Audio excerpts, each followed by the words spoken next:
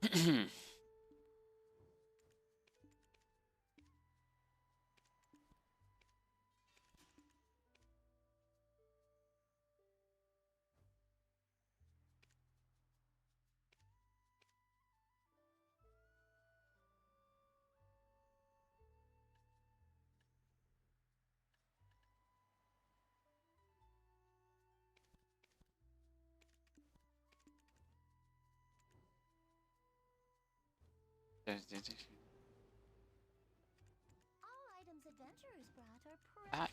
out.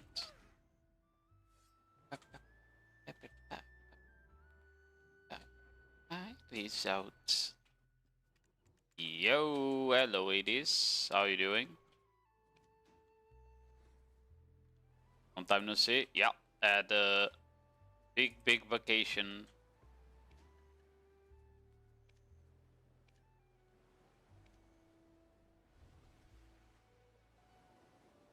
Haven't really done much.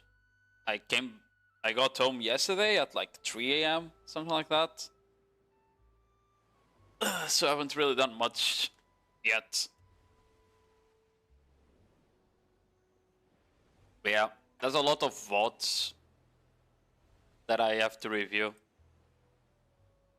For some reason, the people in NA have decided that Corsair is meta. So there's been a lot of Corsairs popping up left and right.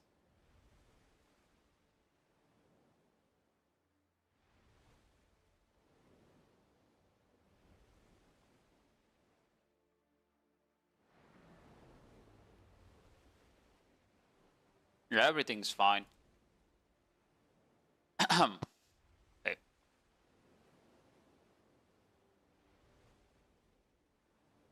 Like new content in YouTube?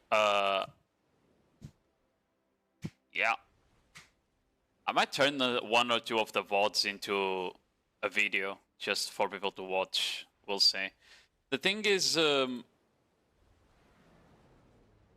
when I really gonna start making a lot of videos is when the new patch comes out, right? The new region.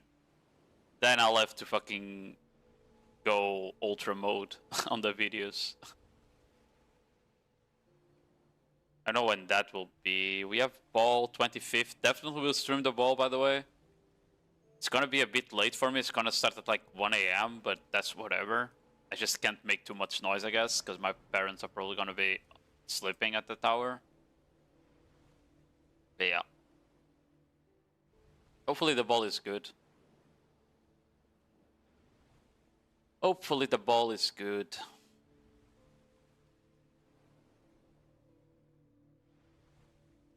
Let me see if there's...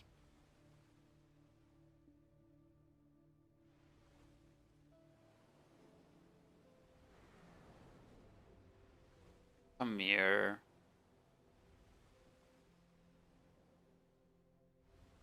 Where is...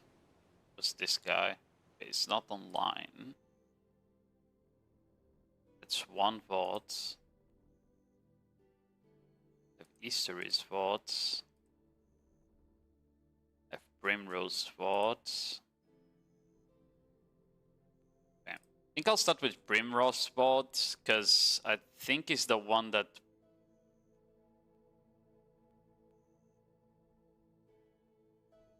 is the one that's like the weakest, so will probably be easy to determine what is doing wrong.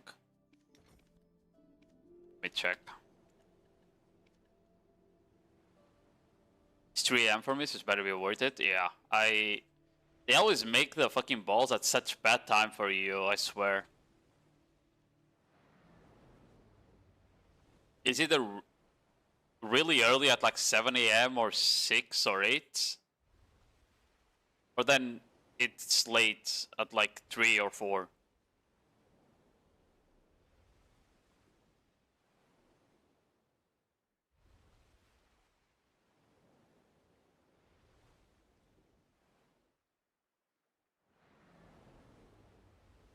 Busy for me. Okay. I'm getting the stuff ready.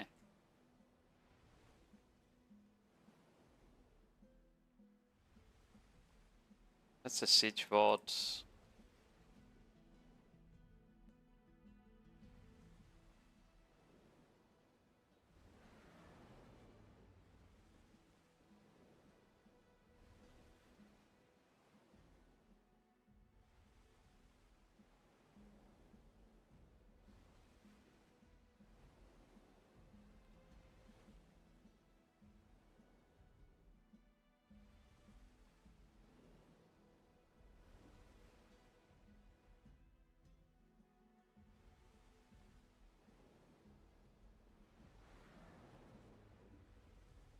Oh, we have a Twitch VoD as well. It's not just YouTube.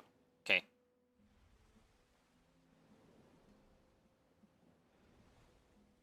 Yo. Hello, Morgison. Back from Gately. Yeah. We were... It was quite fun. It was very hot though. It was very hot. Every day it was like 37 or 38 degrees. So we really couldn't stay in the streets for long. We would just be going like in and out of places mostly. Because otherwise it was kind of just, I don't know, it was kind of hard to sightsee just because of that.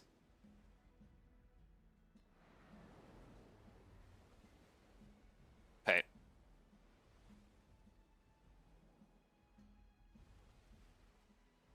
I know if...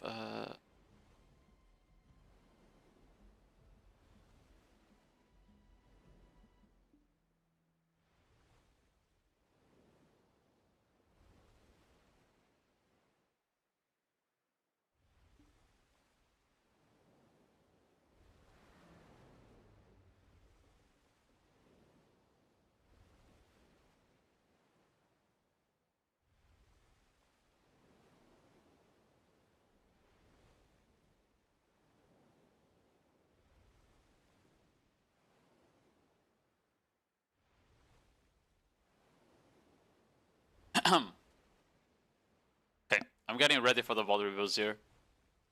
We have like four or five VoDs. I'm not sure if I'll be able to go through all of them today. I'm gonna be real. We'll see if I can go through all of the VoDs today or not.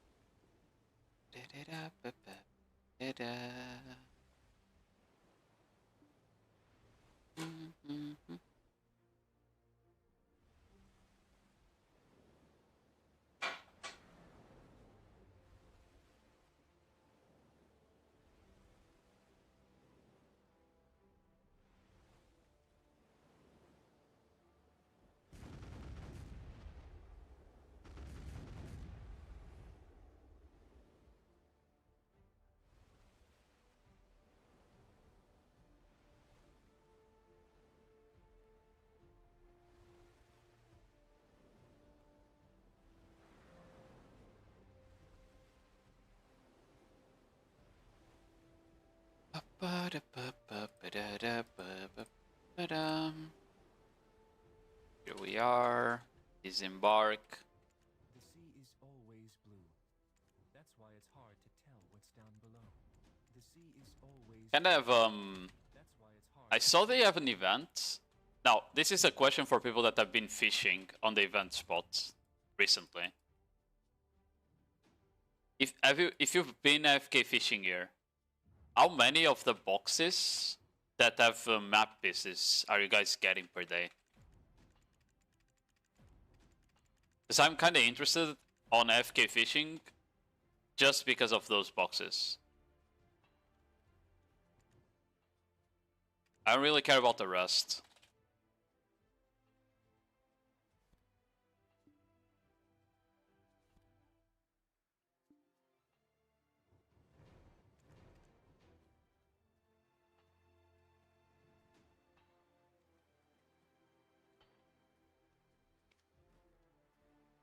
Oh. Should have checked it in. Hold on.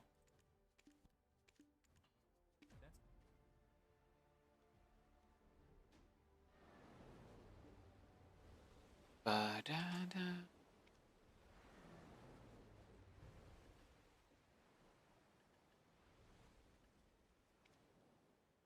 Oh, I have my rifts and shit, yeah. I'll probably do my weekly stuff later, who knows.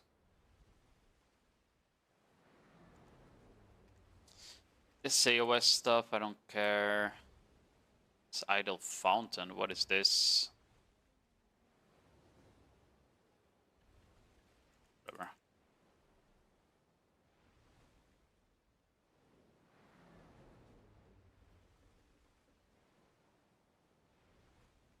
Wait, where's my Ocean Stalkers here?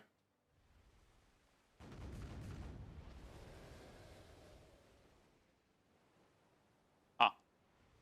I guess someone killed it. Okay. Look at the quest, that's what I was doing. Kind of forgot. Yeah, it's Determine. Are these like all weeklies mostly? Yeah.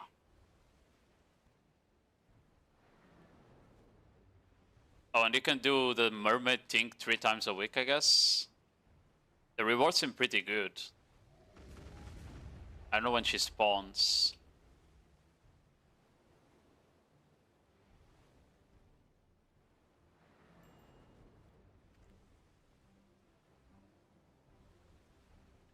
Oh, you get 500 crowns every kill.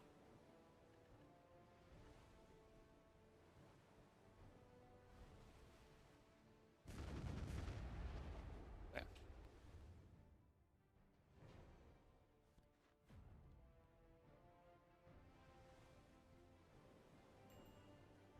I'll probably check here, right? Yeah. 1 hour and 49. I kind of want to do this. I assume it's not a boat boss, right? Do you need a boat for this boss? I assume you don't.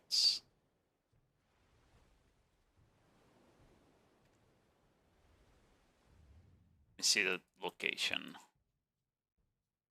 Okay, no, it's in land. There's no way you need a boat if it's on the land.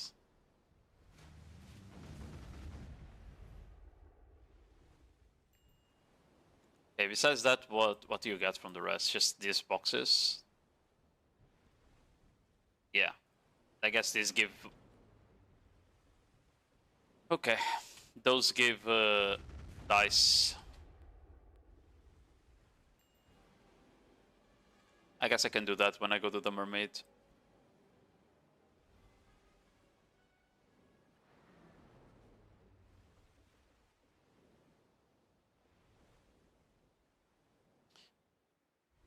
Forgiven.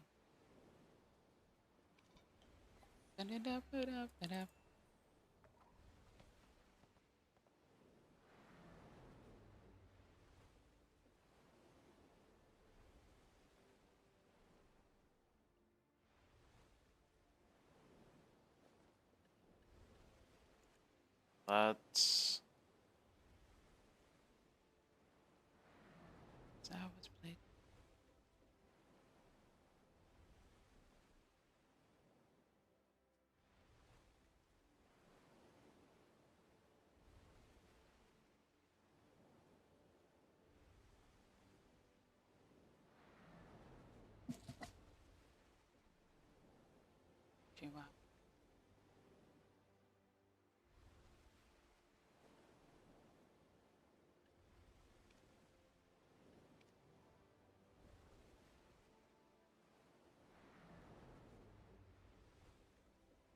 Okay.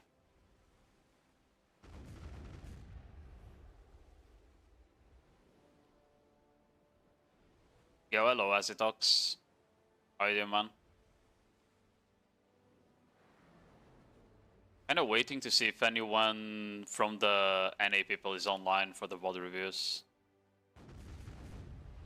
Because it's better to VoD review with them here, to at least answer questions, you know? I'm doing well. Being chilling.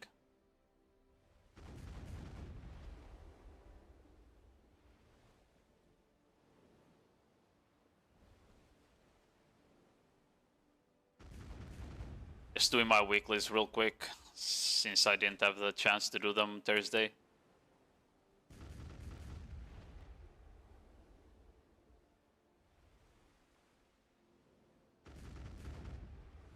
I should have enough to actually build a new barter boat.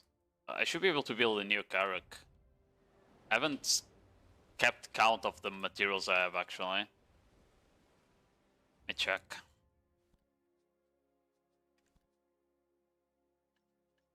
$149, $13, $140, $184. I think I might actually not have enough timber yet. Check Scooties. No, that is enough. 184 of the blue ones is enough.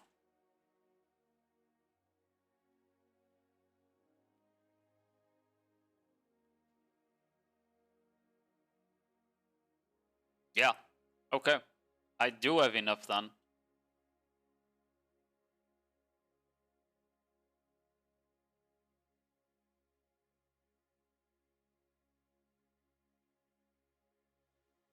Oh, actually no, because I'm making balances, I guess, which need more Tier of the Oceans. It's like 1 or 2 more days. Yeah, 1 or 2 more days and I can make a new Carrack for the free 50 bill.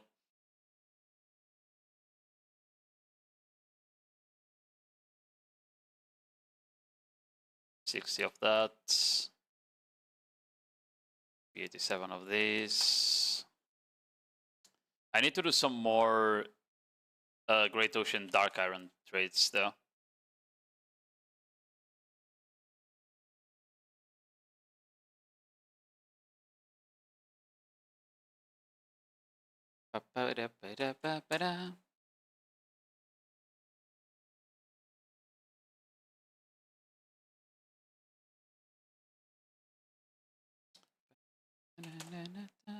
Chicken.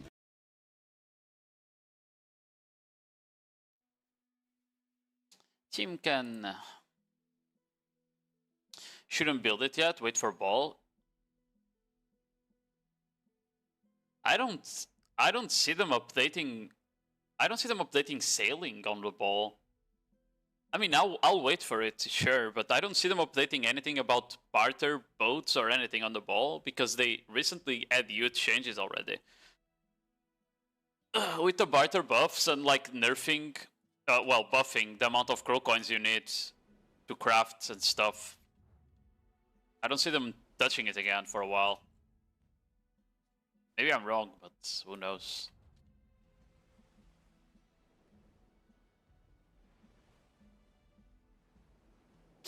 By using capped words for artifacts, you supposedly should use kabuas. If you don't use kabuas, then I use the max HPs, but you can also use the Black Spirit recovery ones. Let me see if I have one. I don't know if I have any Black Spirit recovery ones. I do not. Timken, yeah, thanks for the follow, Jaeger King. And then Loana, how are you doing? Thank you for boss guides, no problemo. Songachi is quite chill to do. I saw they changed it this week. They made it like a bit more HP but less DR. I don't know if she's like... It's kind of the same tankiness. I assume so. I haven't done it yet since I was out.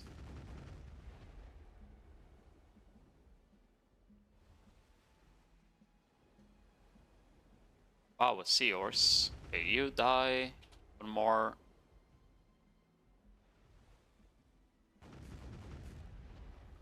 Oh wow. You actually didn't die. There we go. Okay. My weeklies are almost done now. Just rush this. We wanna duo Crocs? I mean, we can at some point, yeah. I've done solo Crocs, and honestly, it's almost as efficient as duoing. So, to duo Crocs, I think you need to be like very well coordinated, which is kind of weird. It's kind of weird that like doing something solo can be as efficient as doing something duo. I think they need to probably adjust how the Crocs like follow the ships, basically, because that's the problem. Like if they ever attack your ship, they take like 20 seconds roughly to start chasing it again. It's like they just lose aggro on you. It's really weird. It's really weird the way the Crocs behave.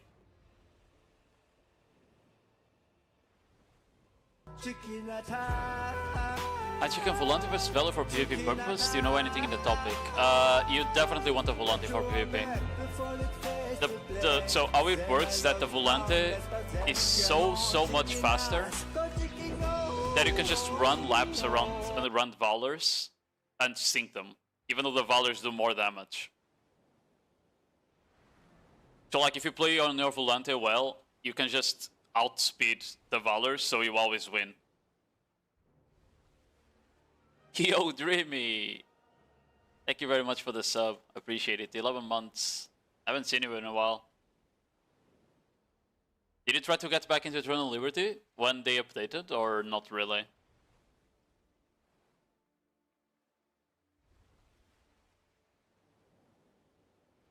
See if... yeah, I don't think either of them is here. Haven't been around, so I see.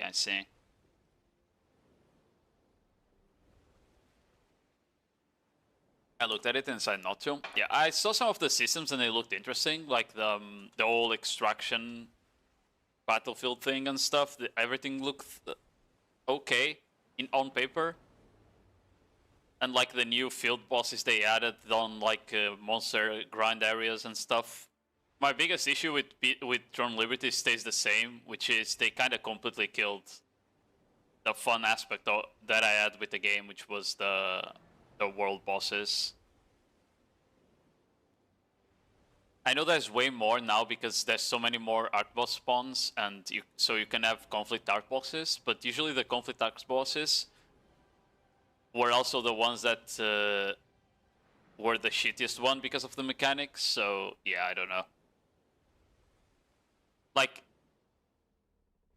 Heaven wasn't bad, but going Balandir and like you just get randomly one-shot by larva explosions, right? That wasn't a fun fight at all. Balandir was not very fun to fight around. It was kind of the same issue as Malakar, for example. Issue I had was it became a job. Yeah, that was part of the problem with the world boss spawns, making it like kind of a mandatory thing to show up. But at the same time, was like also what made like guild rivalries and PvP the fun part. I think they just had like too many of them, too many spawns probably. You know, if they did the timetables better and spawned like the good bosses during prime time only, maybe cut like the bosses that spawn early in the day. I don't know. Or make them only piss, you know? Don't make them conflict, so people don't feel like they need to show up.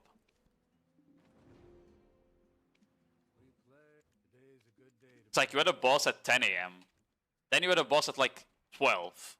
Then you had a boss at 2. Then you had a boss at 4. You had a boss every fucking 2 hours. Yeah, like, of course people are gonna get burned out. Because there was also always a conflict spawn as well on top.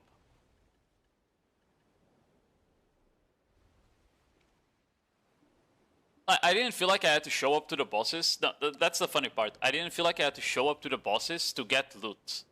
I felt like I had to show up to the bosses to not let my guild get farmed, you know? That was the difference. Is that I knew that I was supposed to show up so we had enough numbers, because Throne of Liberty was always a numbers game for the most part, right?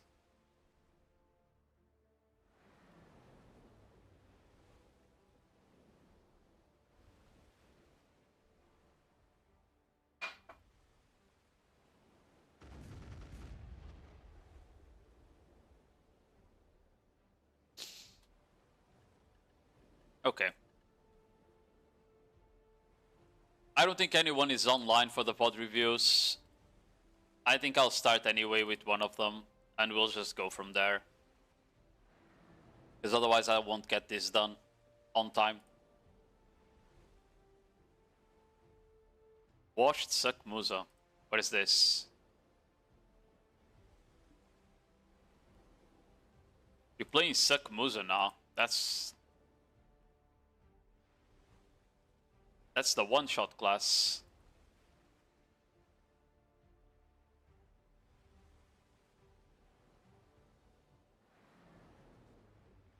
Bro, this class has so much damage, it's crazy.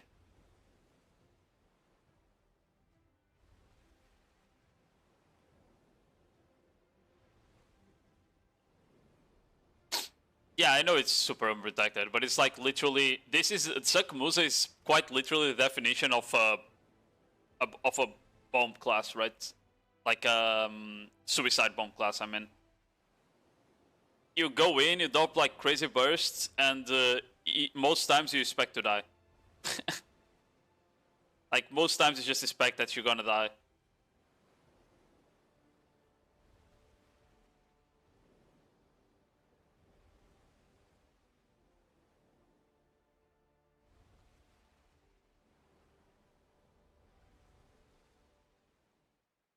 Wait, some of these clips are from a couple months ago, right? Yeah, you're fighting Paradox here. You even killed me there. What? Wait, what guild is that? That's what I was... Ballsack? Yeah, Ballsack. Okay.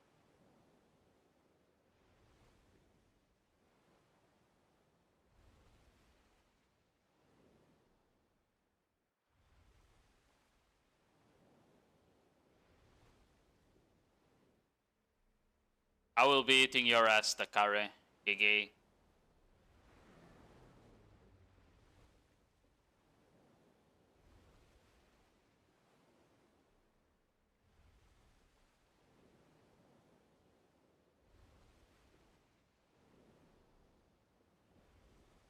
Oh, we also have a couple tier 1 Nodewars in here.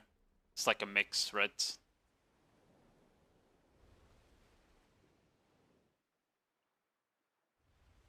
Yeah.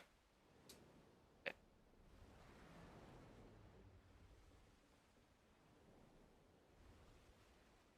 Okay. Let me swap here.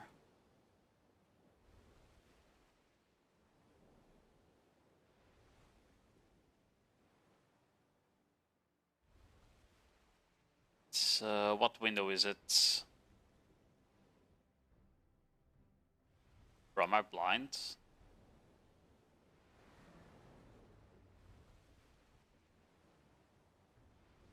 Oh, there we go. I found it. I am indeed blind.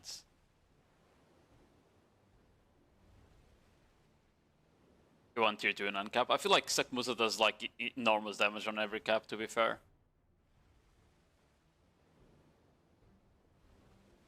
Okay.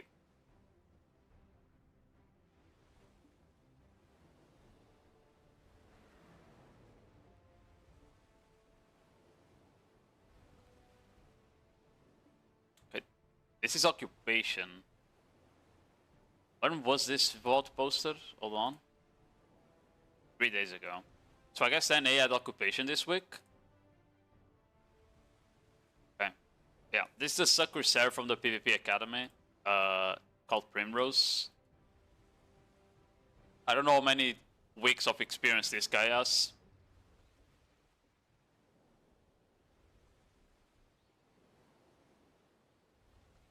Ooh, they charge in the fort. It's,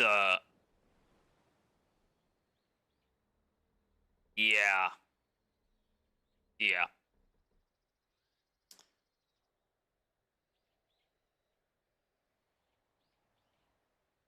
I don't know. This is the question mark as well. Going for a horse charge on the question mark, probably not the best idea, just because most guilds will go straight to that one, which means you're gonna die before you dismount, which is literally what happened. The old guild got wiped. Doesn't really matter though.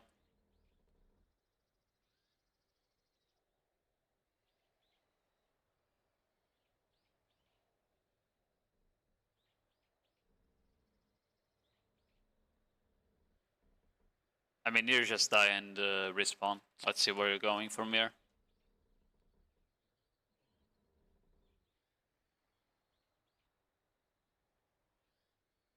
I think the...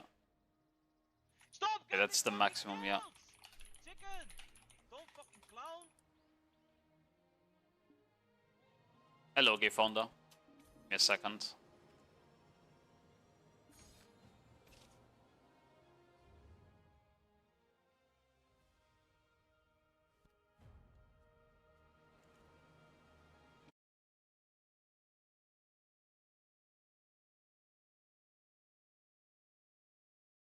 Nah, I had enough. I had enough of holidays, man. It... Wait, what guild is that on the north? Oh, Shameless. Okay, they're just letting you flip the fort for, so you get participation. Okay, okay. That's nice of them.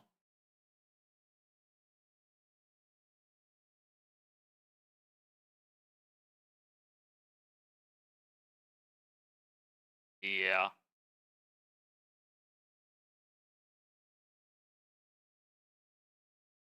I feel like you ended up not doing really much here.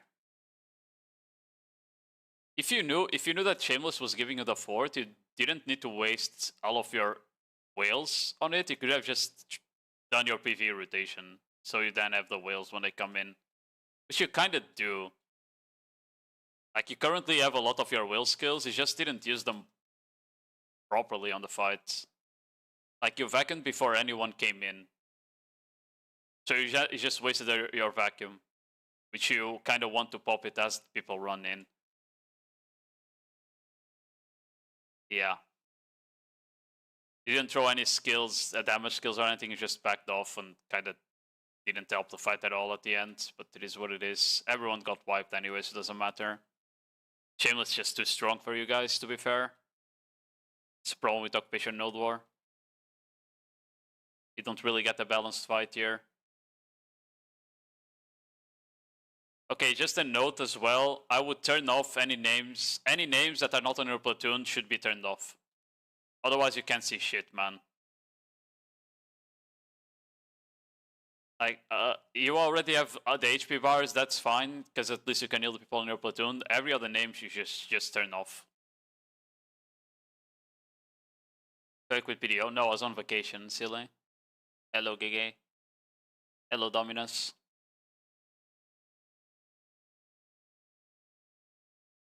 Had to work on my boat, so hope to have a good rest of the day. Yeah, you too, Dreamy. Stay well, man.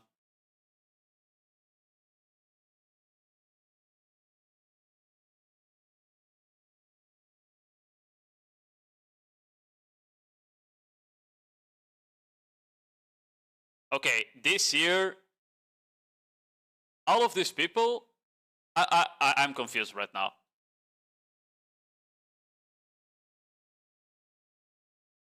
There's two pings. There's two pings. I don't understand if you're grouping here or on green. I just know that your guild griefed like crazy, and you yourself griefed like crazy by doing what you're just about to do. Your full guild is grouping here, away from the ball that's going by. You can see on minimap. There's gonna show up a ball. You can see a ball showing up on the minimap, and your guild is griefing here, and the ball is not even looking at you. They're not even engaging you. And 4 or 5 of you jump into them, literally drawing all the aggro. That's completely retarded, bro. That's completely retarded.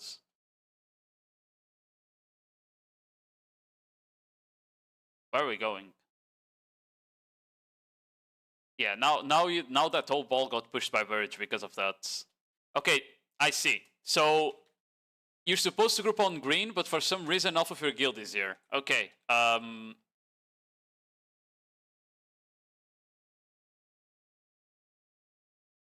Okay. I don't know. So someone decided to group here, but blue wanted to group on green, so it just got confused as fuck, I say. Well, hello Bobby, how are you doing? Is your gear on Garmot updated? I think it is, yeah. Okay. Well, I think here it was just a mess up with the pings. But yeah, when you see a ball and you have a regroup nearby, you either scream in voice chat first that there's a ball coming in the direction, or 2, you just start running away. You don't just dive in solo and bring that ball to your regroup. And that's like not just you, it's all of the people that did that, because there was like 4 or 5 of you that literally dragged the ball into your regroup, and that's why you got wiped. But yeah, good job at least on not dying and going to the actual regroup point, not the fake one. Yeah, let's just see what happens here now. I assume you guys can fight Verge, but not Shameless and Soaked.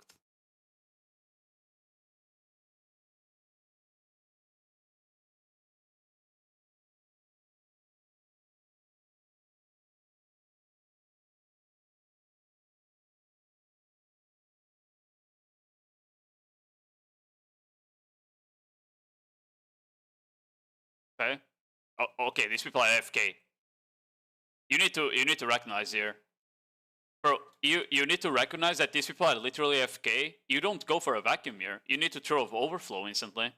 That's like easily 8 people knocked down. They are literally AFK. They're not casting skills. Like, they're not casting skills. You just press Q here. Like, they double walking. They're not doing shit. Just Q. Just overflow. Like, the vacuum is not bad, but like, a vacuum doesn't do nearly as much as getting a CC there. If you know they're unprotected, you just CC them. The vacuum is if they are protected.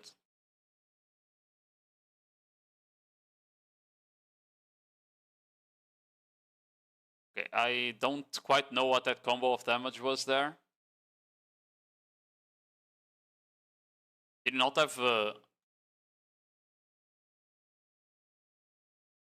Oh, you did have Shift D up, you just didn't throw it. Yeah, you should just Shift D here. Shift D into Rabam. There's no way you even take damage, because they're getting farmed. Like, the Shift RMB can be okay, because it does more damage than Shift D, but then you need to follow up with the rest of the sword combo. Not just throw the Shift RMB. Because, like, casting Shift D from a standing position is a complete waste of DPS time. Hello, Falkis. How you doing?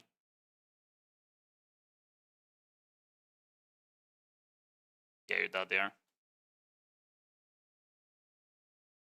I don't know how you guys lost this fight. I thought this looked so good at the start.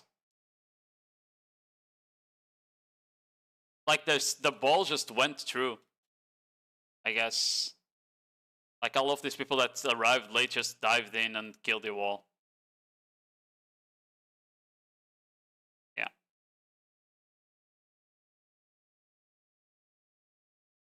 Yeah, you kind of fucked up here by going too deep. Especially downhill. If you fight downhill, a lot of your skills won't even hit, you know? So, like, here, you're casting a Spiral Soak, people are just running away from you. Because you went too deep into when the enemy guild is diving in. Here you had to go back into your guild and fight there. That was just a bad decision in general, you know? But yeah. After that, you just kind of didn't cast a skill here, that's why you died, right? You tried to do an SF, I think. But yeah. I think that was just a bad positioning there.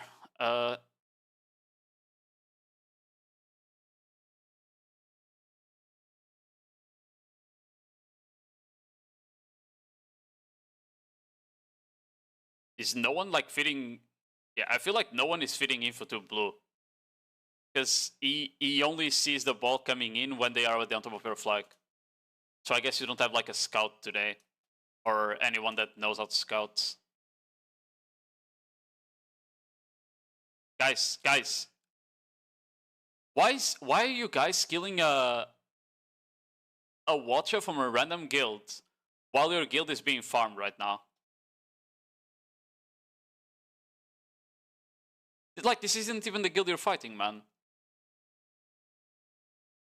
Go help your guild.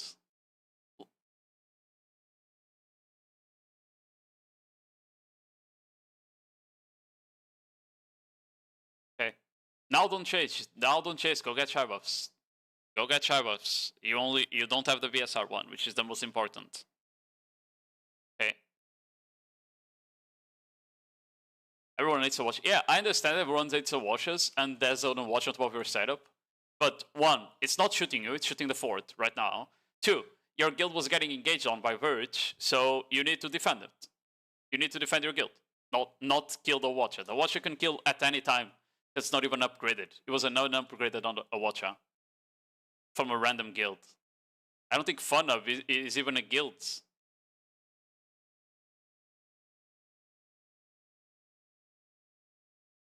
Salt's not the best.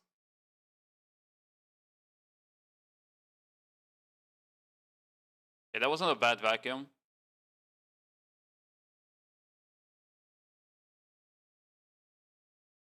I just don't like the way you play after your whales are on cooldown right now. You are literally not doing anything at all the moment your vacuum went on cooldown. Like, what did you do this fight? You popped the ult before they engaged, which honestly is fine because you can just the healing over time can steal up the guild. To be fair, personally, you didn't give info to your shot caller, but no one did. No one told blue that you were being engaged on the flag, which they should have. The vacuum was fine because you stopped the engage a bit and delayed. That's fine. But after that, the only thing you did was throw out two whale skills, and that's it. Look, you do Spiral Soak, Whale Song, and then you don't do anything else. You're just dashing backwards to your backline instead of looking for CCs. You don't look for CCs, you don't look for damage, you're just like shielding on your backline.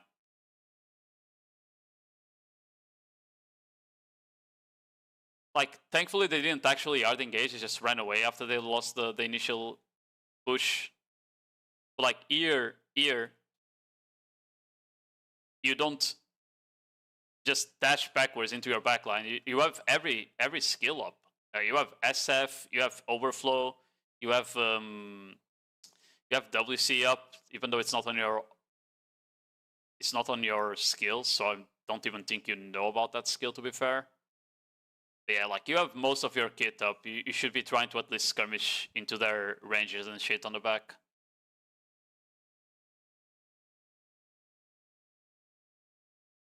You can upgrade the watches. Yeah, on tier 2 and uncapped you can.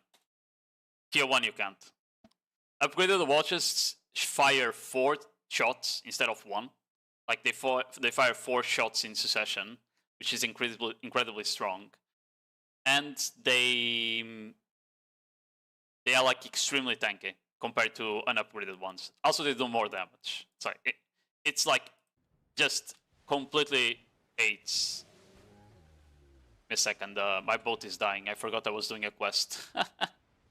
I forgot I was doing a quest. I need to kill this guy real quick.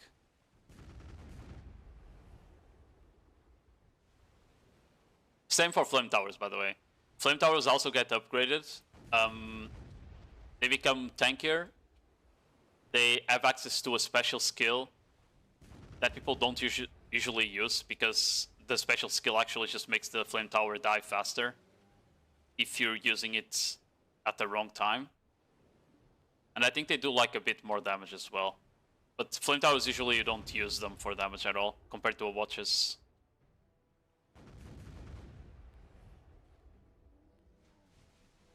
Overall, Watches are the strongest tool you have available as a guild. Especially upgraded ones. Watches are just incredibly broken, and they need to be removed from Occupation Nodewars. Okay, back to the VoD. Sorry. Okay, let's move up now.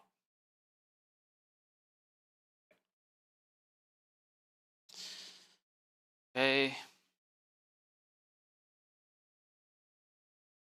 Asking for BSR. I wouldn't ask for BSR, honestly. No class should be asking for BSR on capped. Unless you're on Awakening Vault that frags like crazy, you shouldn't get BSR fed at all. C-buffs is too important for any DPS player. The only classes that can be feeding you are Shys, and honestly, if I was a Shy, I would rather feed a good Awakening Valk than a Corsair. Even just an Archer. Just funneling an Archer or a Ranger that can frag like crazy is probably better than funneling a Corsair. I bet for seeing people. Yeah, but you don't get fed like crazy, the Karin. And either way, you should have ult every push almost if you have Shy buffs up, you know? I get fed a lot by Shys, yeah. But if the Shys have the option between feeding you and feeding our Valk that frags, I would probably say the Valk is a better choice, no? Either way, I wouldn't feed the Corsair. I think Corsair ult is like priority 4 or 5 in terms of ult to feed.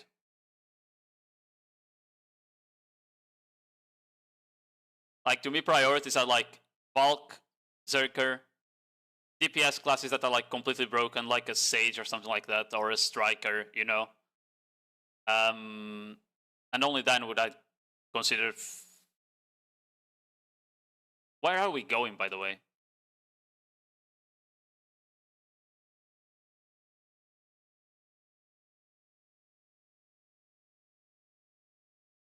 Oh, okay, just your... Okay, here is just your ball being slow. Honestly, I won't even fault you for this.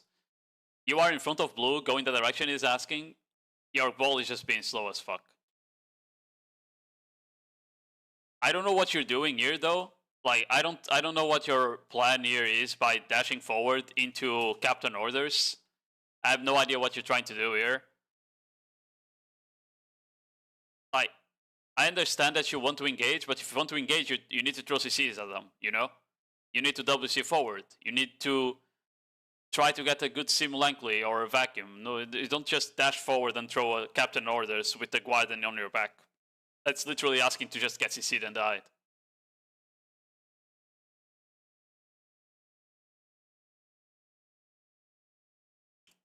Okay, even that Chitara reveal was weird. Like, here you should have 100% get CC'd.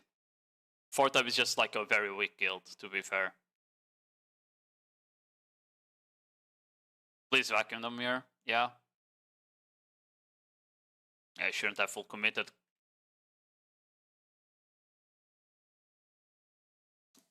Yeah, I wouldn't full commit to the vacuum there. Or at least I would have tried to SC, not to do the vacuum for damage. But yeah, our guild was just slow there. And then got farmed because of that. Oh wait, you got pushed on the back by someone else. Yeah, I got pushed on the back by Verge as well. Yeah.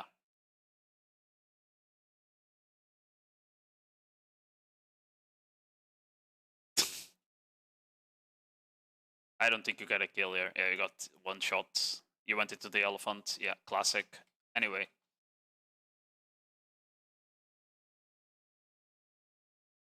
Maybe meant to WC. I haven't seen him use the skill, and he doesn't have it on the skill cooldowns on his screen. So I don't actually think he uses WC at all. I don't think he uses that skill at all. So that's like biggest mistake right now I've seen. Because like he's very passive in this playstyle right now. When like a fight goes and he doesn't have whales, he doesn't look for skirmishing or anything, right? So he's being passive on the fights after whales are down. which some Corsairs can do, right? Like I don't want every Corsair to just be aggressive, like if they don't like to play that style of class, but at the very least you should be throwing out CCs, and WC is like the biggest and the fattest CC we have, like the best one, 100%. That is a good vacuum there. Right into the Watcher too. I assume that's your Watcher. Okay. Should have 6 skedaddle that, not take as much damage. Yeah, you're dead now. Yeah, you could have skedaddle there instead of dash to not take as much damage. That grab was a bit bullshit that this guy, like, how does this striker grab you from there? I have no idea, but that's crazy.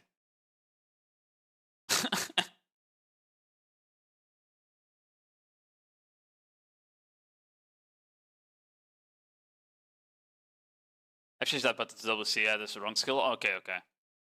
Yeah, WC is just a very important CC, especially when you're engaging from the front or the sides. WC will always get you knockdowns, you know?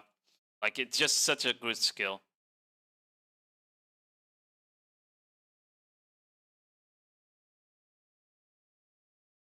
Yo, hello, Yete.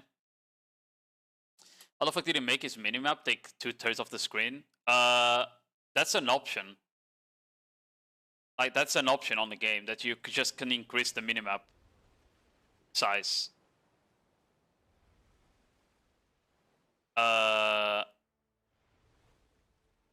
Like, you can just adjust it on the top right. And then I think there's an option to make your UI bigger, and that will also increase the minimap on top, I'm pretty sure. So that's why, I assume. Yeah.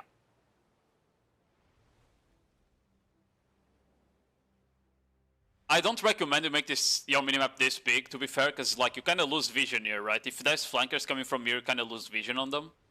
But if you're like getting started with Nodewars and stuff, it makes it so much easier to follow the calls and stuff, to have a big minimap.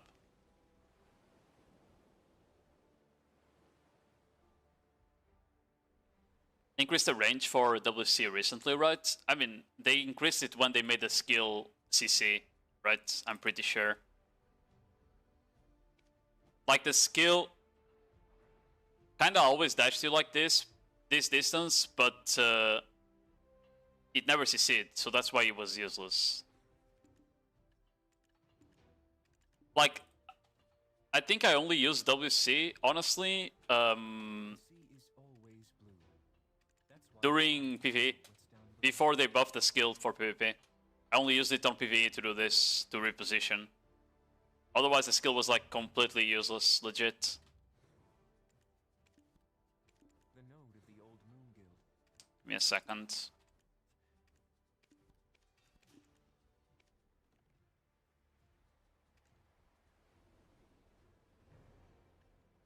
There we go. Give me a second. Yeah. You haven't had like a good fight in general, because the one guild I think you guys can fight, which is Funnub or whatever they called, you kind of got third-partied when you went for them. Verge is kind of just focusing you guys.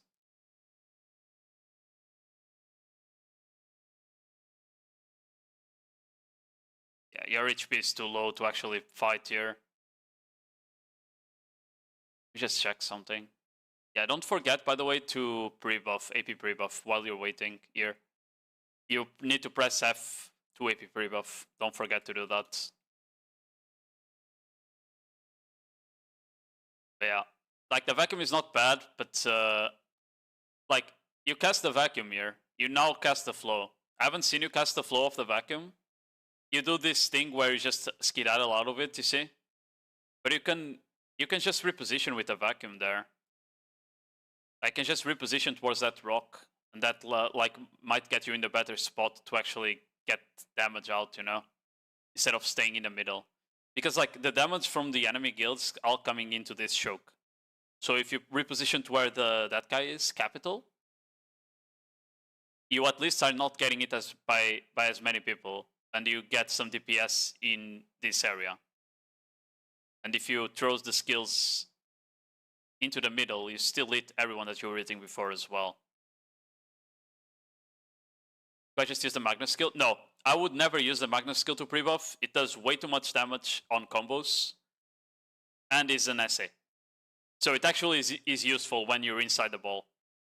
So if you're gonna pre-buff, you pre-buff with Storming Gale, because it's the frontal guard, and you're only supposed to pre-buff when you're safe, right? You're pre-buffing before a fight starts, or when you're on the sidelines and you're not gonna get CC'd. That's when you press the F. The Magnus skill, you should definitely use it during fights, when you get a CC, or something like that, okay? Sakura said decent grinder. She's average. It's not crazy good, not crazy bad. It's just an average class on grinding. Yeah, that was annoying because you started the fight with low HP, so couldn't really commit to go deep. Yeah. I like this. I've seen Corsairs that don't do that, where they like too far back, and then when the fight starts, they're not in range of actually the engage. Here, you are literally one distance away from just Wing into the ball, which is fine. You need to be careful though, because I don't know where blue wants to engage here. But I see two balls. I see two balls here. There's one ball to your east, one ball to your southeast. Okay, you're going southeast according to blue here. So your guild needs to be careful to just getting flanked from the side here. Let's see how you push here.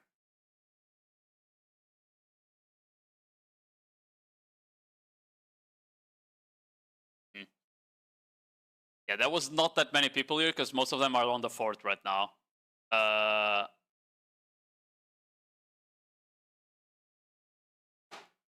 think you just give too much priority to the vacuum, honestly. Like here, there's what, one people? Yeah, one player. There's one player you vacuumed. It's kind of hard to see because you have too many names on the screen, right? And because they're not colored, every enemy turns yellow name when you're in iframe because they don't have colors right now. So it becomes a bit hard to see where enemies actually are. And I think that's also part of your problem right now. It's that issue. Like, I don't know if your leadership, like blue or the defense team or whatever, I don't know if they realize that in occupation, giving colors to enemies will make a lot of the iframe classes have a better time. I don't know if you guys gave him that feedback, because he probably also doesn't know that, or hasn't noticed, because he's shot calling. He's not paying attention to that, right? But there's a bug in the game where when you don't have a color and you go in iframe, you see how all of these people are red name right now. Red name, red name, red name, red name. You go into the iframe and suddenly, look, that guy became yellow name. That guy became yellow name. That guy became yellow name. You see? But they're all enemies. And that's a bug whenever you're in iframe. It's been in the game for like a year and a half now, or 2 years. PA never fixed it. This is why you need to put colors, even if you're on occupation. It's because otherwise it becomes really fucking annoying to play the game. Okay? So I would definitely give that feedback to Blue, because he probably doesn't know that.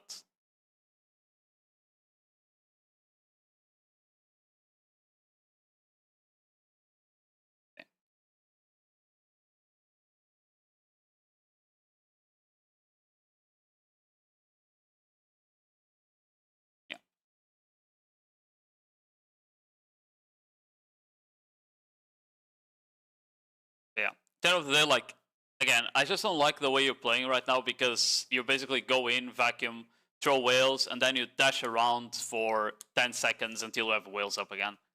I just feel like you're not getting that much impact, besides, like, because Corsair is a tanky class, while playing like that, you won't die at least, but at the same time, you're kind of just not doing much outside of that initial vacuum, right?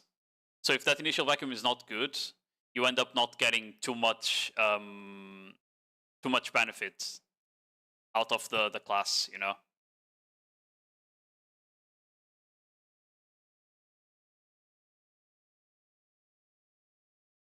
What skill should I be throwing after? So, hold on. Let me open this. I'll go into the... For the most part, it all depends on the positioning after you get the initial engage. But like, if you're engaging with a vacuum, you then look for a better position with the flow, right? Or then, if you already have a good position and you don't think you're gonna die, you just go from the vacuum into spiral soak. You don't like full commit into the vacuum damage, okay? You just spiral soak while under the water, like this. Like if you think you're on a good position where you won't take too much damage with the Rabam, this Rabam here, you can also cast it. Yeah, that's like the initial burst, right? If you get like a good vacuum, you either commit for full damage on the vacuum, or you try to reposition to the sides with the flow.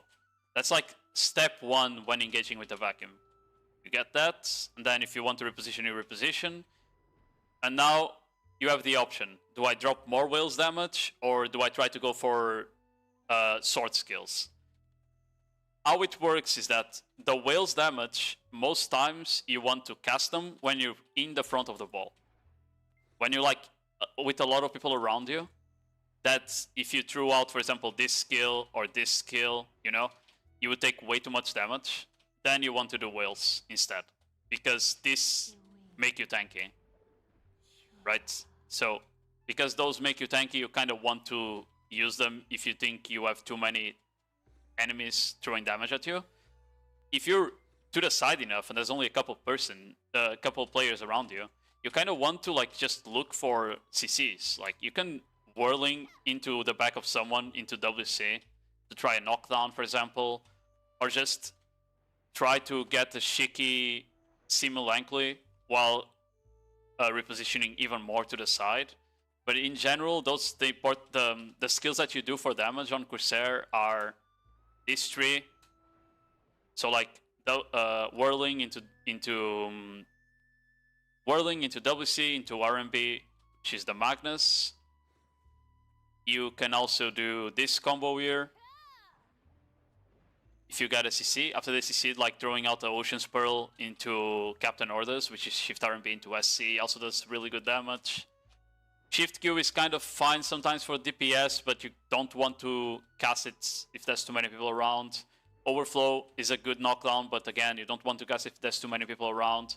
Like, a lot of the skills that Corsair does, they don't do in crazy amounts of damage, but all of them do about the same, right? Like, all of my skills will chunk someone by like 5 to 10%, so a lot of times you just need to cast shit, you know? Like, you just cast shit that's not just whales. Corsair is a class that you should always have some skill to use up, most times. That's why I don't like when people just like go in, drop whales, go out, repeat, you know? Because you're not using literally 2/3 of the kit by doing that, when you're just doing that.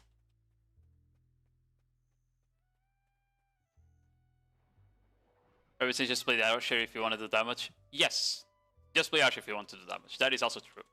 But here, it's a difference not between doing damage or not only. It's between being useful every 10 to 20 seconds and being useful all the time, you know?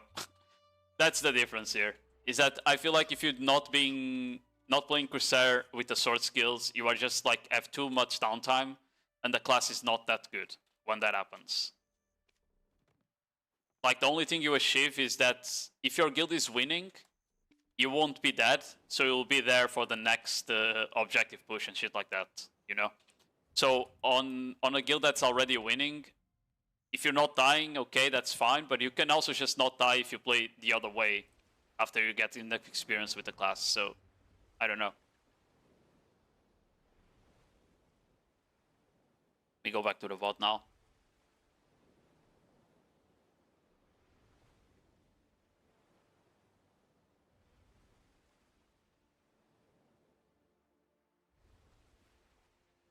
Okay.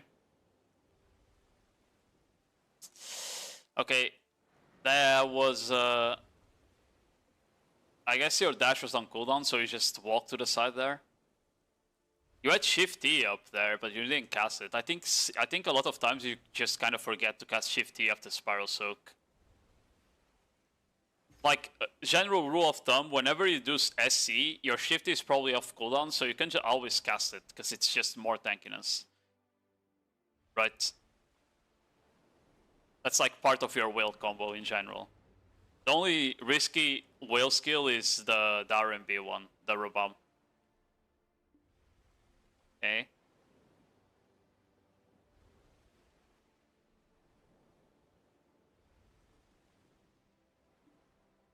Yeah, for example there, you could have killed this guy. You could definitely have killed this guy. You see him getting CC'd, but you dash forward. You have so many skills up to kill that guy. You have Overflow, you have Rabam, you have like so many skills available to get the finish on that guy. But because you're kind of just rotating whales and dashes and you don't know what else to cast, you don't get that kill, right? And that's like one more person that's gonna be fighting against your guild now, because you didn't actually get killed. And even on the spot you warrior, like some of these guys are literally AFK. They don't even notice you. You could like just CC them easily on the back here.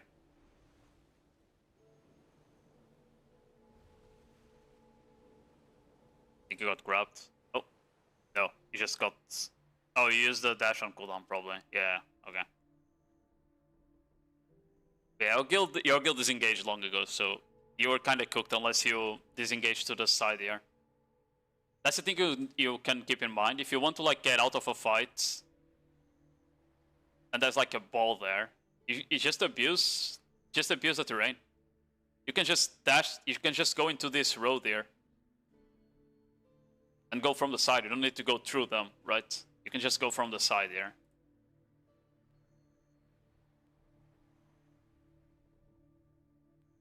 Like here, you definitely can survive if you want to, because you just skedaddle to the side instead of dashing forward. Yeah. Anyway.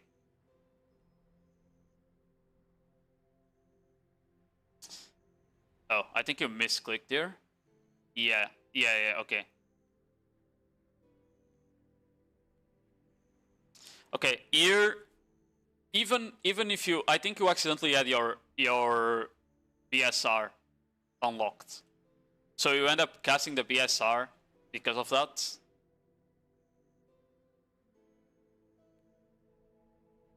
Either that or you're trying to save the guy that was 1 HP. That was never gonna happen. Corsair ult takes 3 seconds to start casting, so if you already see someone low HP when you start casting it, he's definitely gonna die. But either way, there's an engage starting. If you accidentally casted your ult by because you wanted to like go with blue in front, I wouldn't say that's a good idea. You kind of want to use your WE, your Sistral, when you are already like in range of the enemy ball, because you see how like we're going very deep. Now at this distance is when you want to WE forward, so you can actually get into the enemy ball. Because now we're gonna struggle with getting enough movement to actually engage.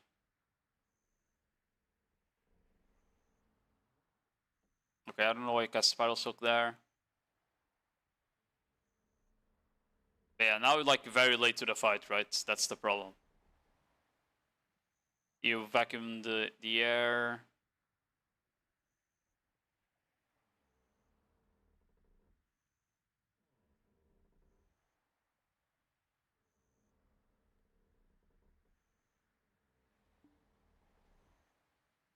Yeah, for the most part, it's just more of the same, I feel like. Like a lot of these fights where you don't get a good vacuum, you end up not doing anything, basically, right? Like, you just stay alive, which, like, as I said, staying alive is fine if your guild is winning, but if your guild is having, like, a close fight or losing, staying alive won't do anything for you.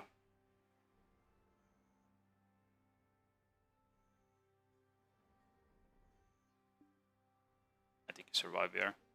Yeah, off the enemy guild's FK. Okay. See how to fight here. I engaged with ult again.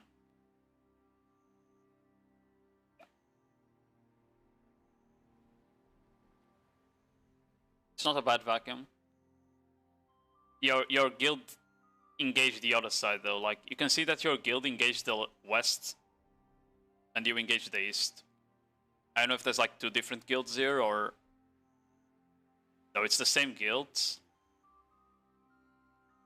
Yeah, it's kind of the same guild. There's a couple of Verge rats there, but yeah. Your vacuum here is good. It's just that your guild was all stopped on the back. I feel like when your guild is this weak, you are forced to play with your own backline and around your main ball, and you can't like go deep at all. Because Corsair is not a class that can like solo bomb and kill people. You need people around you most times to actually get a damage on your CCs and shit like that.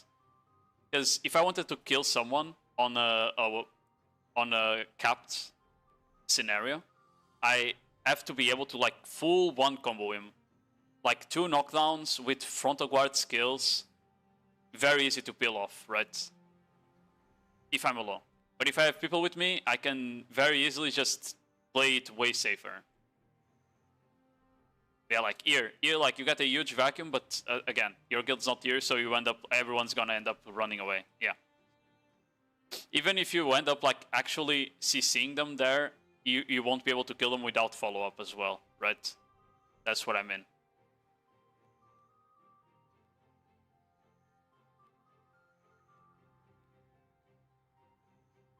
Oh, bro, this guy should have died. No one re-CC'd him?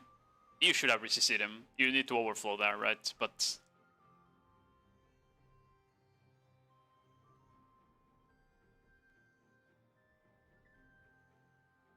I feel like you guys are just getting complete third-partied by Verge whenever you fight Forta, which is a bit annoying.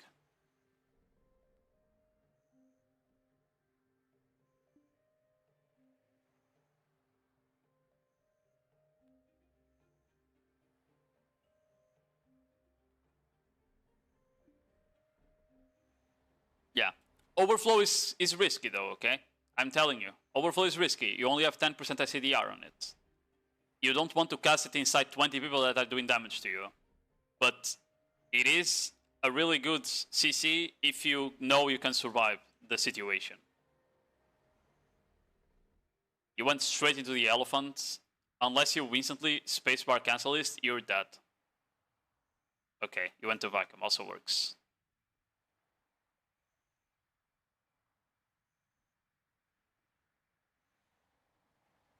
Yeah. Yeah, but it's just another case of what we've been talking about, where you do vacuum whales and then you don't do anything for the rest of the fight, right?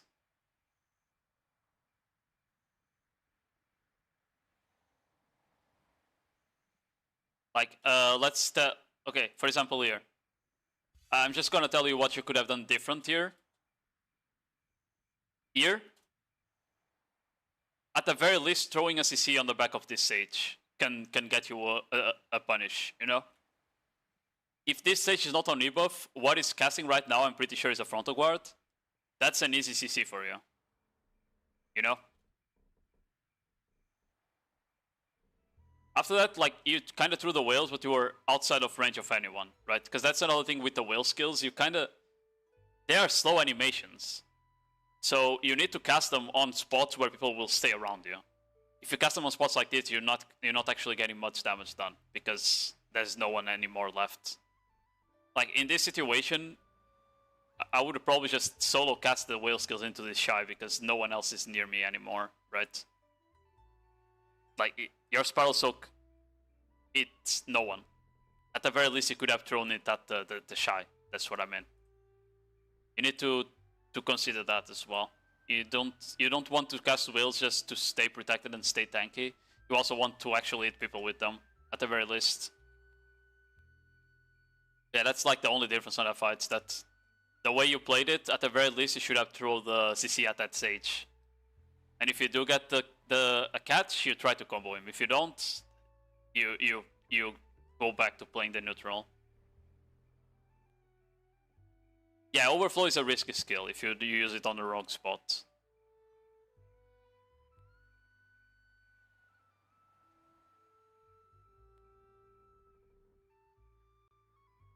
Yeah, one of you should be trying to elephant trap this, probably. You didn't need to be that. I don't think there's anyone around you, honestly. You probably would be fine not being there, because the other guild's not there.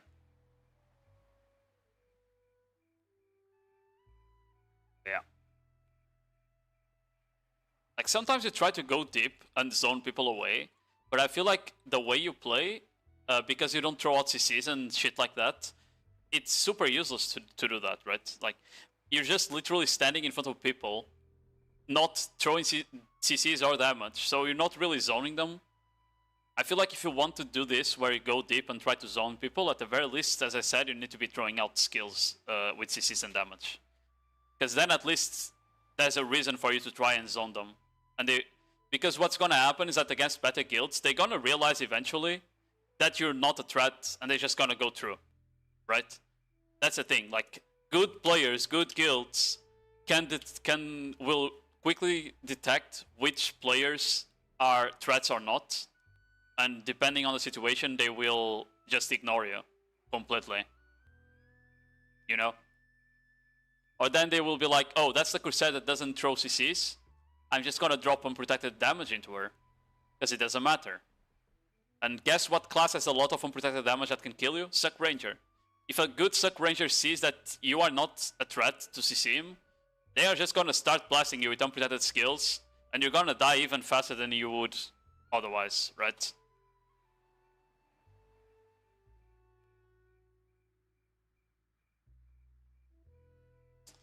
Oh, you kinda...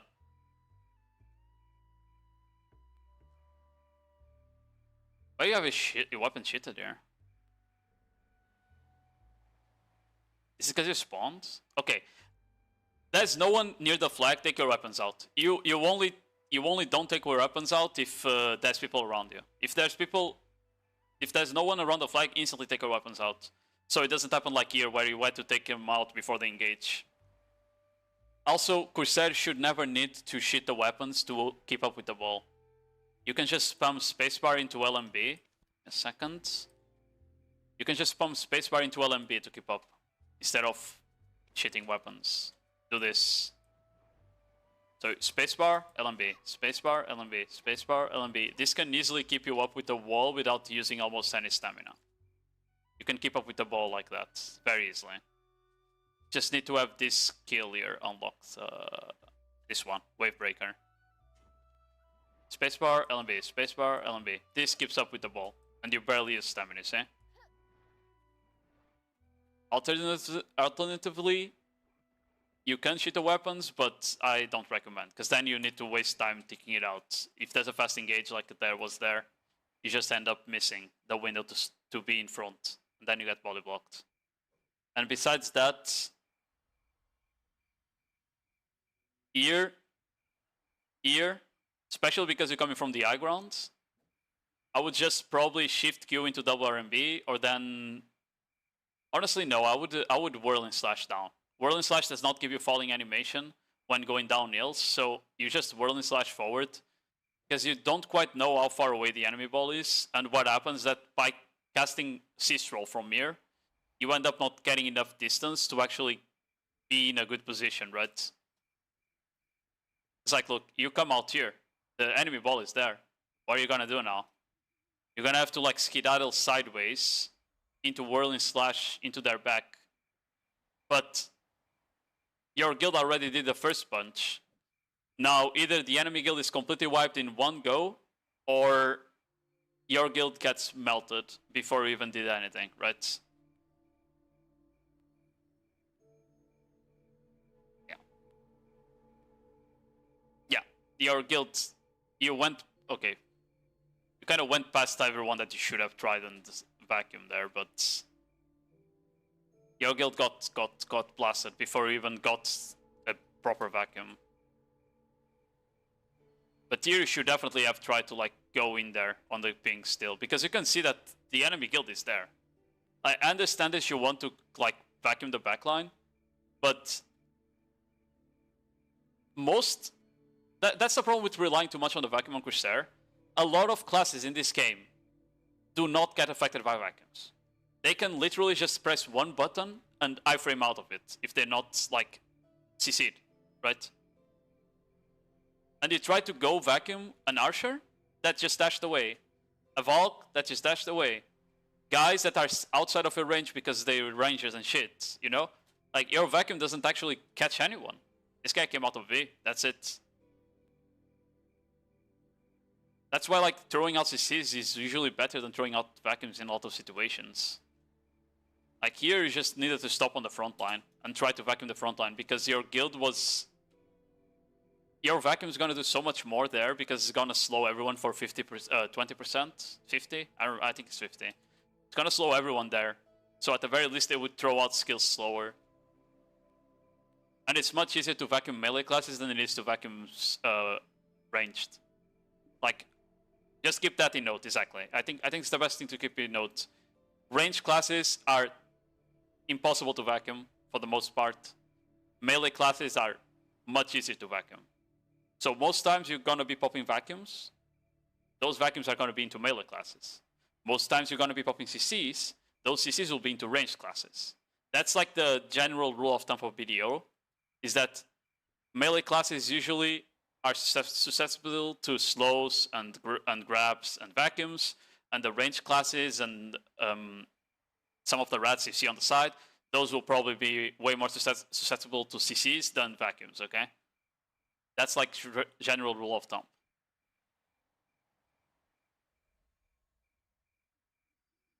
It's not applied to Archer though. Archer is broken and needs nerfs. That was a good ult, by the way. Because the bombers were doing work there. Yeah, you're falling behind here. Again, if you're doing the spacebar LMB thing we just talked, you keep up with blue here easily.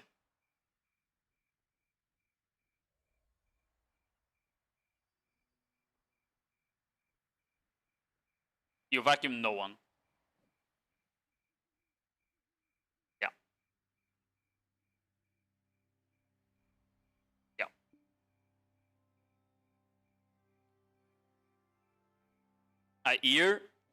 Here, again, it's a perfect example where there's a group there, and you vacuum in the middle where there's no one. Here is a perfect example where you pick one side and go for CCs on them. You could have just stopped here. Like, look at the amount of people that someone put on the ground here. It's like perfect spot for you to like drop an overflow real quick at the end of sys roll, right? Right? Perfect spot to do that. Like, they're dead. Now you just move on. You don't just vacuum here, right? You don't just vacuum there. You just move on to the side. There's so many people still on the sides.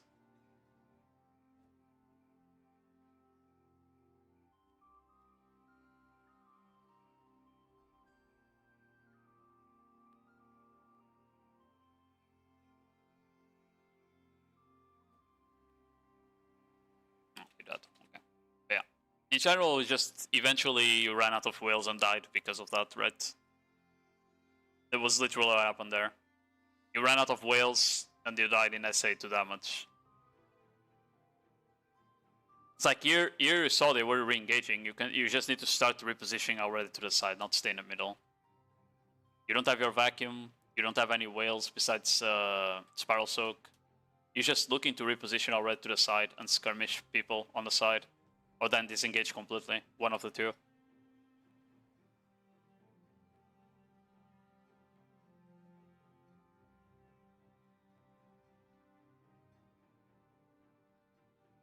Yeah, there you wasted a vacuum again.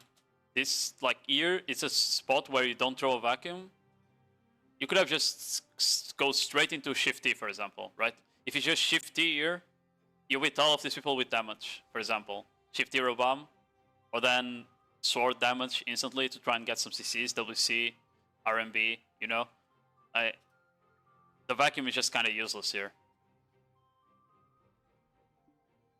Because like you're popping a vacuum to kill 5 people that your whole guild is about to dive. It's not like really needed, if you got what I mean. You just rely too much on the vacuum when you engage.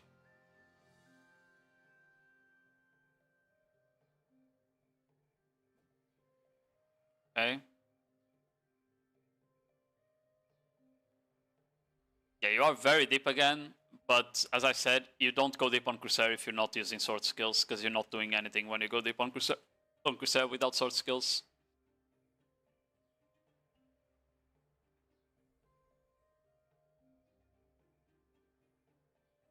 Find vacuum.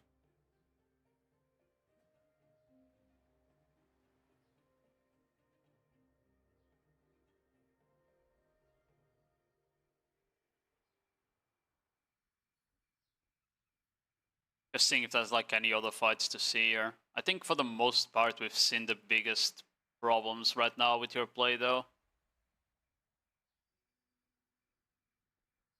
As I said, like the way you play, you won't die a lot, but you also will never be like getting crazy amounts of damage, CCs, you know?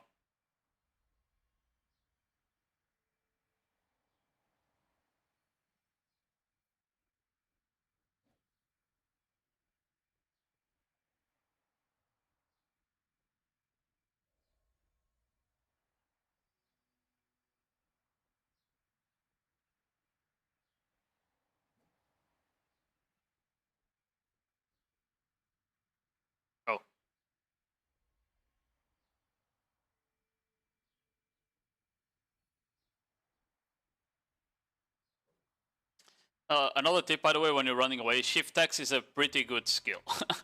Shift X is a pretty good movement skill. It dashes you for 100 stamina only. Unless I'm mistaken. Yeah? Exactly. Dashes you from 100 stamina, the same as the dash would dash you. So you end up like using less stamina to move about the same distance. So at the end of the day, like if you start adding up those kinds of stuff, your stamina management gets better, okay? Same for like doing Shift Q into RMB, right? If you cast Shift Q RMB here, when you run out of stamina, you don't get to see it. Because these don't cost stamina, even though they actually move you forward a bit, right? So that's like part of the stamina management that you need. It's like Shift Q, RMB, double RMB, then you still had vacuum up, so you could have gone into vacuum and delay the vacuum maximum as possible to get some stamina back, right? Like there's a lot of options here for you to not get CC by that Musa. But you kind of, like when you're running away, a lot of times I notice that you just complete focus on spamming dash mostly. And you don't really abuse other options that would make you use less stamina or recover some.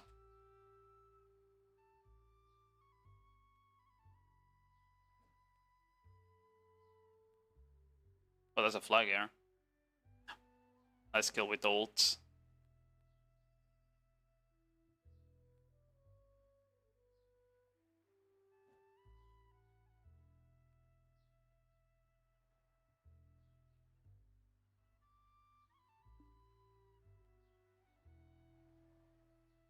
Ah. Oh, you died. You shouldn't have died there. You had to skid out a lob. It's fine though.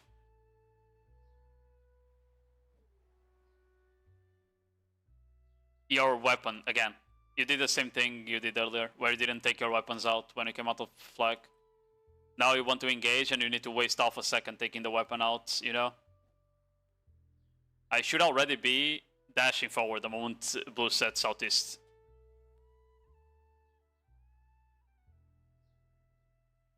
Vacuum and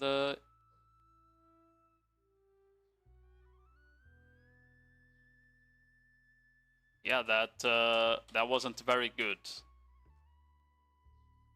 And now, okay, that was a risky taking weapons out there.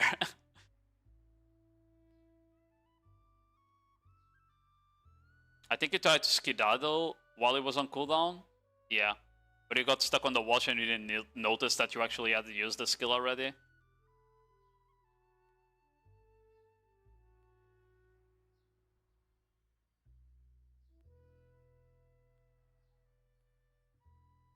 It got grabbed.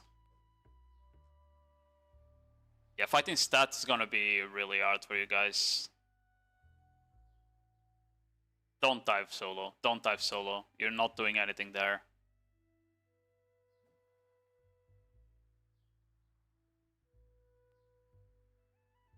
The first thing you should be doing when you respawn is look for a shy and get shy buffs if you can. If you're not getting engaged on. Every class in this game is basically unplayable when you don't have shy buffs. I'm just gonna tell you that already. Large scale feels so much better when you have shy buffs running. Specifically the attack speed buff. The other ones don't matter that much. The BSR one is nice. The HP is only for Siege. Resist completely useless. But attack speed, BSR, those two buffs you kind of want to have.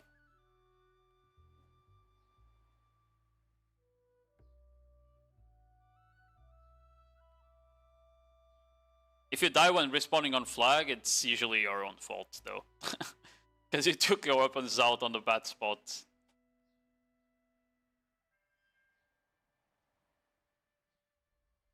Able to look at smaller clips? Yeah, you can post them on the thread, and I can check them. You got oh, this is the enemy elephant. Yeah, you kind of don't want to pop your ult on top of an elephant. You're gonna get CC'd out of it, unfortunately. Yeah, now you're just dead.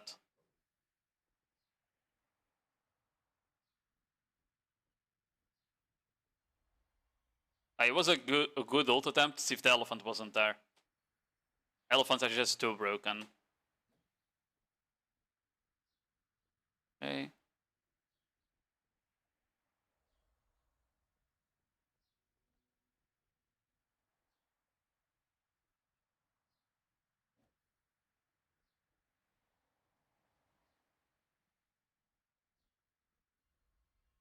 That was a good whale bomb, right? You were on a good spot, you hit the people with all of the whales, that's fine.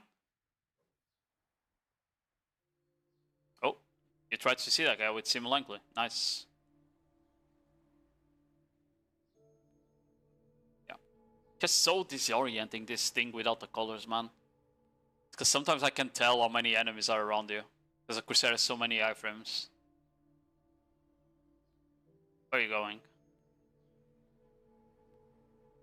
With this HP, you should be looking to, like, back off, you know?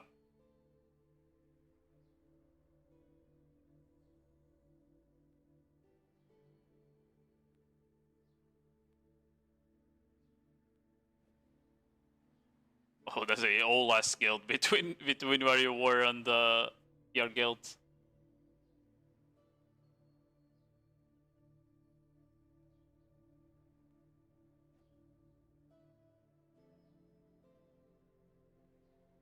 Okay, here, I know you want to vacuum. Oh, it's just like, okay, I won't say anything. It's just lagging. But I was gonna say, like, I know you want to vacuum because that's the first thing you do. They are engaging into you.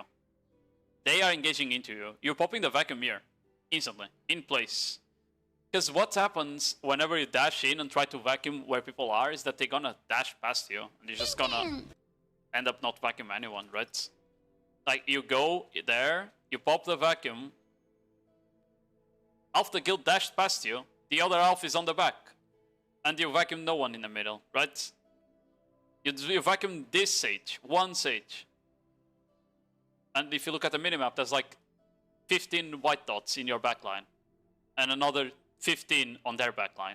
So you end up vacuuming one guy when you could have vacuumed like 10 more, right? Either way, like, it's just lagging, so... it's just lagging, so it doesn't matter. Nice game. Video has no issues, guys. I remember this war. I remember PvP Academy as well, AOD. Oh, that's a fat one. That is a fat vacuum. They were already CC'd by a Valkult, I think. I see some stuns in there. Or knockdown, yes. But in that case, like, they all stack, that's perfect spot for a vacuum. You slow everyone there. Even if they try to escape, it's gonna come 50% slow. That's a really good vacuum there. You could have tried to go into Spiral Soak here to steal a couple of the kills. That's about it.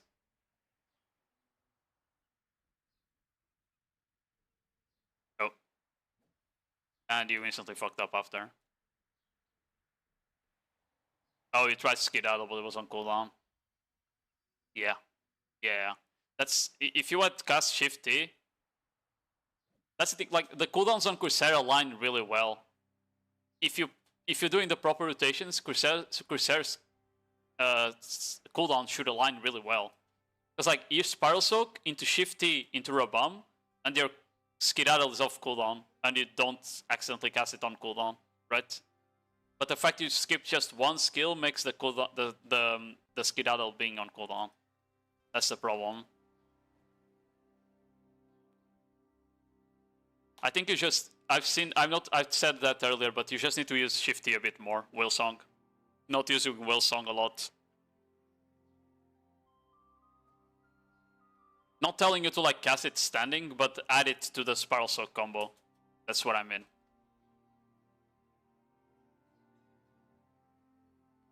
Yeah, let's just skip to the end of the war. Ooh, how did I die here? Yeah, You don't have vacuum here? If you want to do this, if you want to engage there, you don't go from the air, man. That's a perfect spot to go from the whirling slash forward there to the side. Whirling into WC.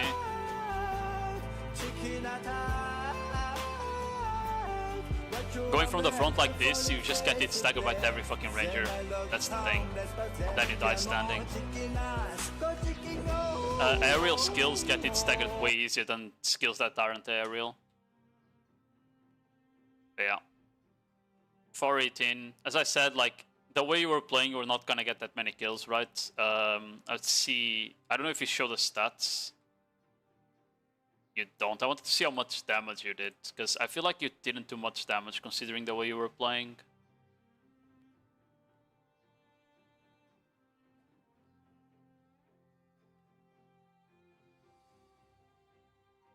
Is it the clips you sent? Yeah, I'll check them real quick. I can probably see the scores if I go on the scores channel. Hold on. This was when? 7.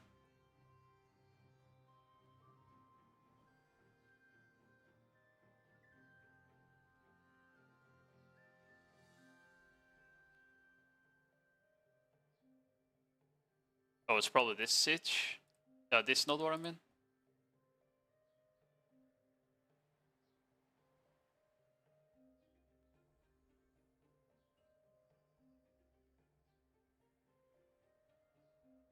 I can't find it. I don't think you have it. Yeah, I don't think it's on the war scores page.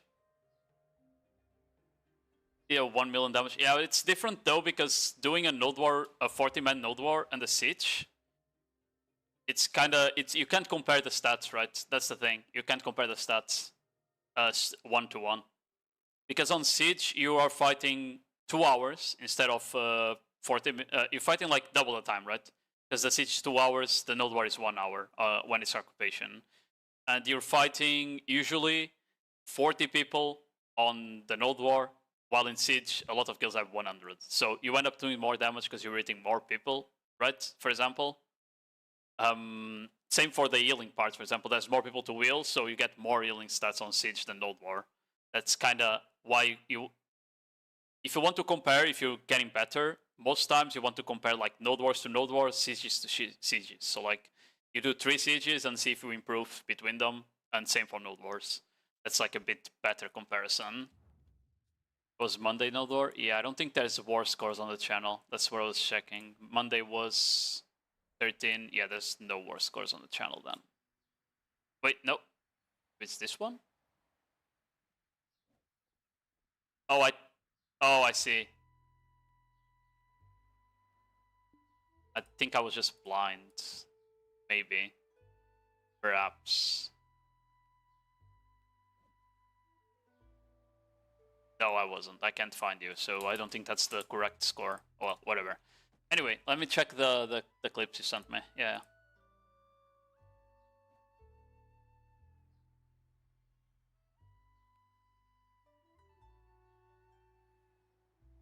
This is... Oh, it's a couple minutes long. Okay. I was checking the time.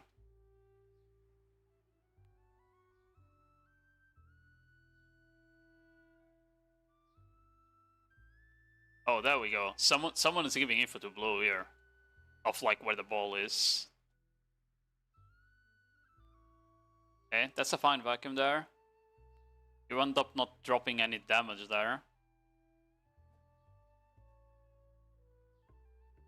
Okay, it's lagging. I can easily tell it's lagging because the reads didn't register there.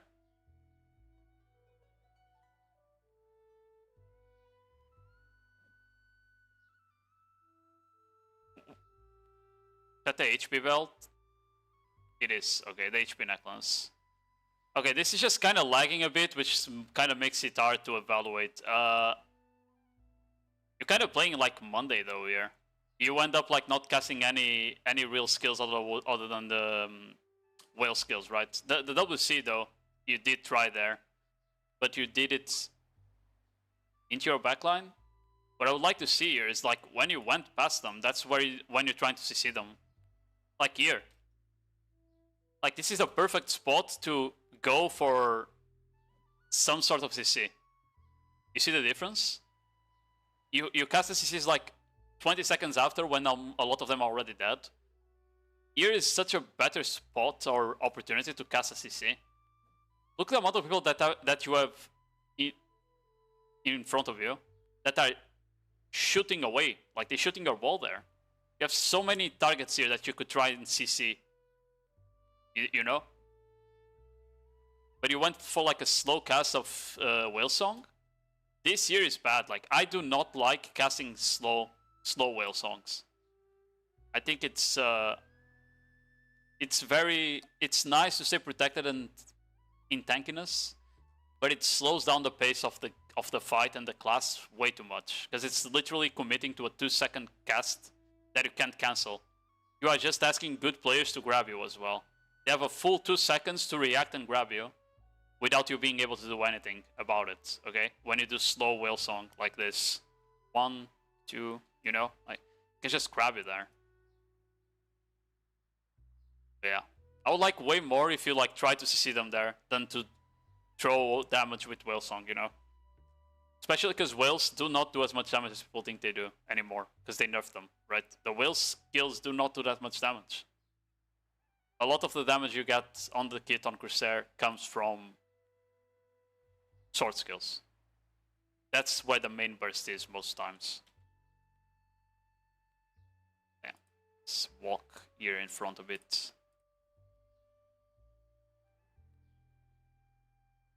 Yeah, the whales are just like, if you compare to pre-buff, it's like Cuffing Baby versus Hydrogen Bomb kind of deal, right? The 30% damage they took, after like mitigation of damage and shit like that, it's more like 50%, you know?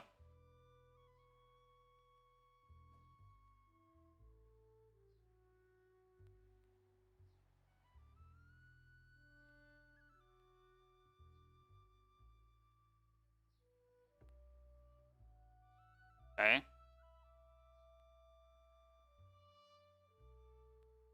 That's good damage. That's a good spot to drop damage for sure, right? Now here, you almost died because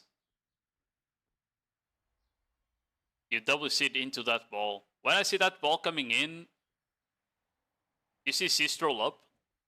That's your cue. That's your reposition tool right here. You C stroll through all of these people. You can so easily go through all of this with C stroll, and you just pop out right behind their anus, and then you drop the double C. You know? Because C stroll does not get body blocked, and it has tankiness. And if you press S to end it a bit earlier to come out exactly where you want, people won't even notice because you'll go underwater and go invisible for like half a second. And sometimes like ranged players and shit like that won't notice that you did that, right? So here you can just like C stroll through all of that and eat them right on the choke, and they have nowhere to go, right? They have nowhere to go. Like, you don't see Melancholy backwards there, because see Melancholy, a guild with like a couple more good archers or rangers would have killed it there, for example. Ooh. I also don't like this where you drop the wheel skills. Look at the amount of people that are hitting you. You could have easily just threw the whale skills from here and did the same amount of people. You know?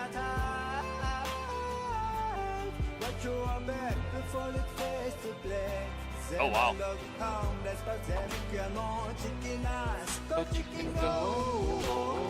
Thank you for the 5 gifted, Bural. Thank you very much for the 5 gifted, man. Appreciate it, Primrose. Yeah. You need to abuse that's what I was about to say. You need to abuse like walls. If you abuse walls like here to not take damage from the side, it helps a lot.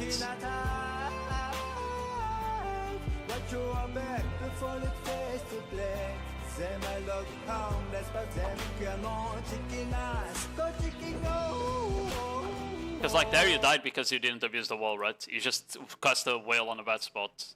Let's see. But like you are using way more, like you at least throwing out simultaneously WC overflow. That makes it so much better because you have less downtime on being useful on the class, right? That's exactly what I need to do. I just want you to also get out of the habit of vacuum as they engage, okay? You do it. You're still doing it a lot on this clip here. You vacuum instantly on the engage when you could do something else, okay? Like you don't need to vacuum here when it's like 3 people, right? This is where the first skill needs to be overflow or WC, something like that. You don't need to vacuum here. There's like 2 people. These people will dash out of it much likely, so there's no point on vacuuming here, okay?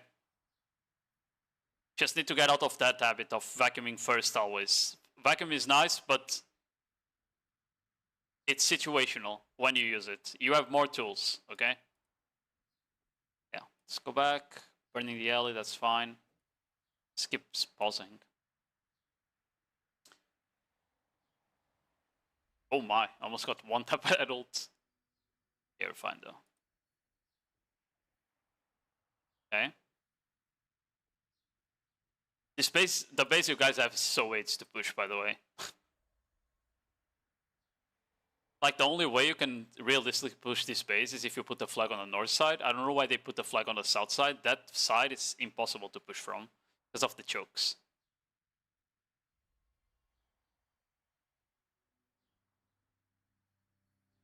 You don't have your vacuum? Why? Actually, where did you use it?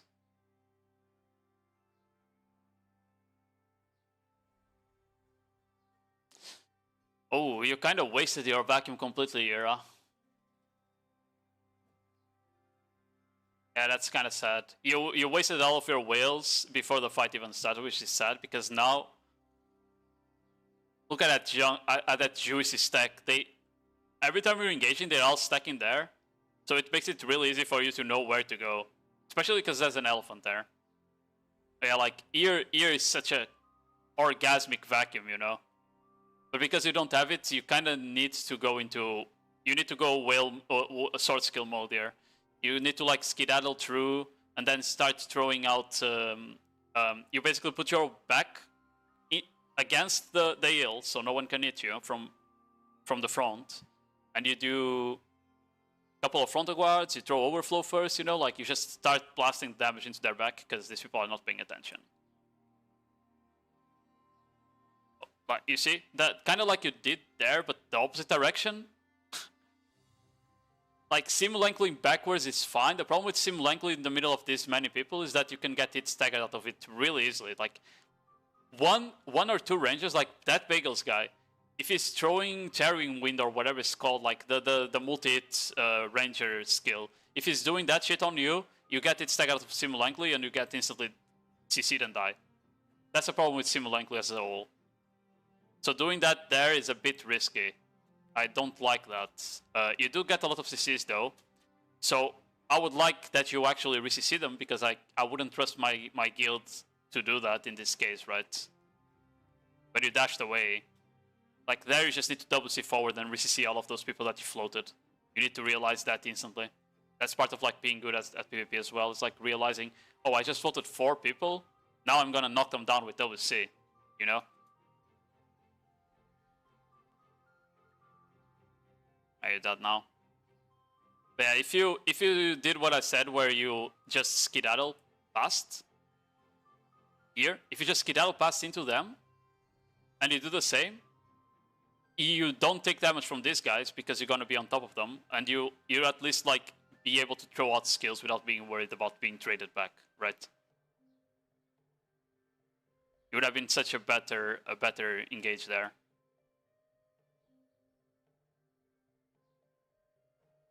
Yeah. Also, you definitely shouldn't have died there. You just kind of fucked up the rotation. That's fine. As I said, it's just practice. As a center part, it's just practice. You just need to play more and more and more, and eventually, like, you'll start staying alive more and performing better. Do not go there. Someone needs to tell Blue that they are going around to the east side. That person might have been you.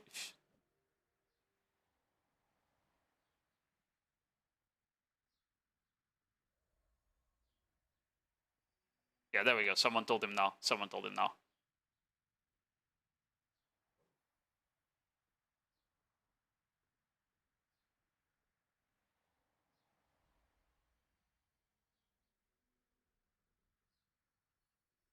Okay. I like this flank position. Let's see how this goes.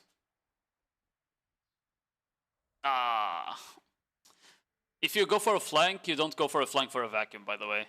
I like the flank position. If you're going for a flank, you're not going for a vacuum. You're going for a definite engage with WC. That's the point of flanking. You want to get in a flank position, so when you WC, you are behind people and you get knockdowns. If you just go for a vacuum, most times it doesn't work out. Because vacuuming the back line, most times they just get out. You got a couple of them there, but your guild is not there to follow up. That's why you want to CCs. Because on the CCs, you can at least, you give more time for your guild to get there. Because one knockdown can be, one knockdown is 4 seconds of CC, basically. If you can get the re-CC with overflow, that's like 7 seconds that they'll be on the ground. While the vacuum is like 3 seconds maximum that you're gonna keep them in place, right? So you just give more time for your guild to get there if you go for a vacuum, for CCs.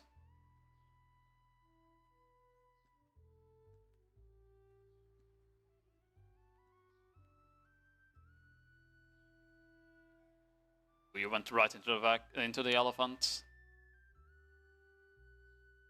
Oh, you're fine.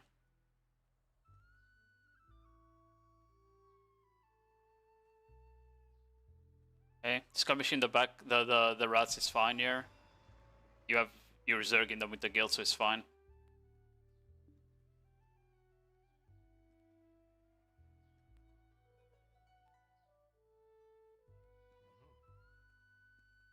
What's a good re-CC skill?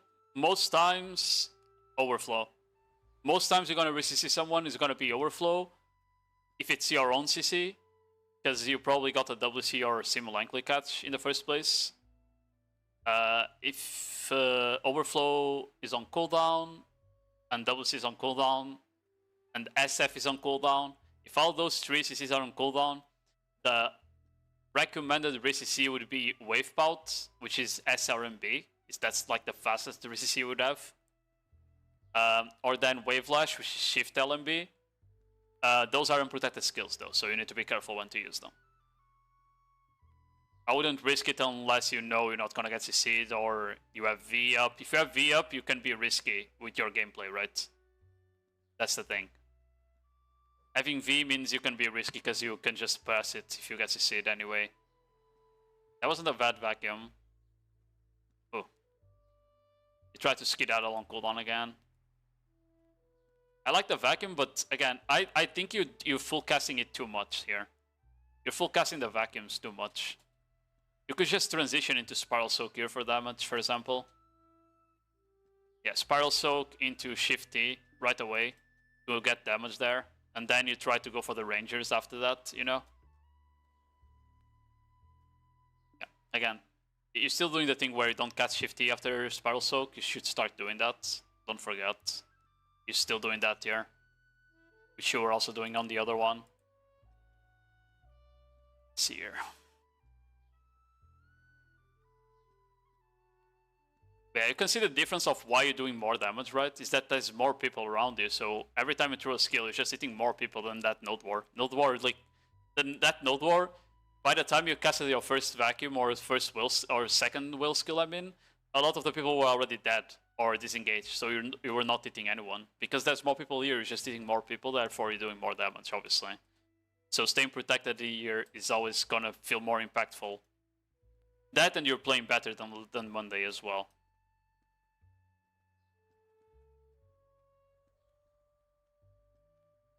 Besides that just comes down to getting a bit more comfortable with the SA rotations. I think you wanted to RMB, but then decided that you would die if you did it, and then you end up not casting any skills.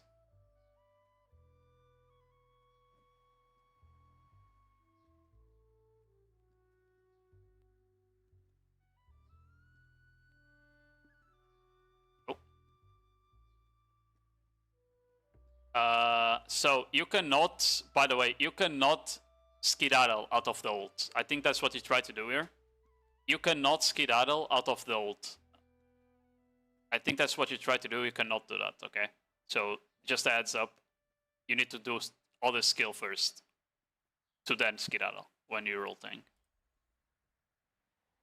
Go to playlist. Yeah, it's not mine. It's from Marv, which is like a friend of mine from Orca. I stole his playlist. Well, I didn't really steal it. He gave it to me, and I give him songs to add to it. Sometimes.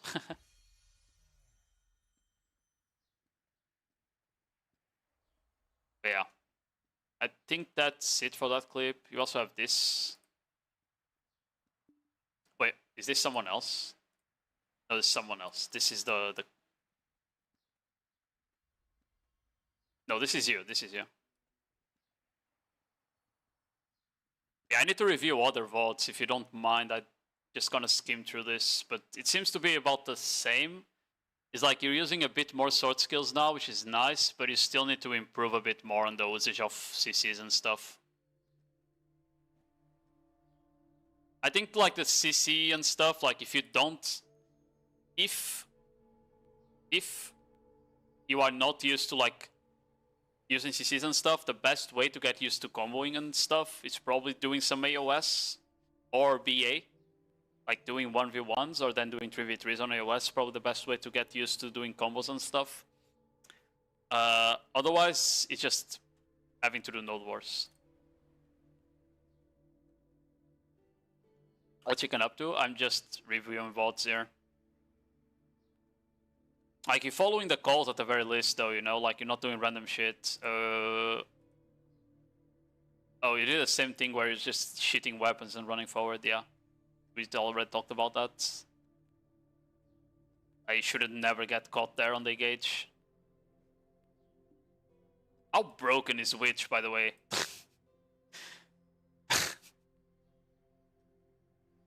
That was basically only the Witch doing damage. You can see like the hits coming in from this direction. It was a Witch and then that guy that came in late. Holy moly.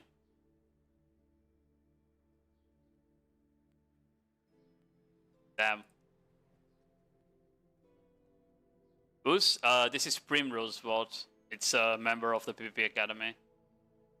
Now I'm gonna watch...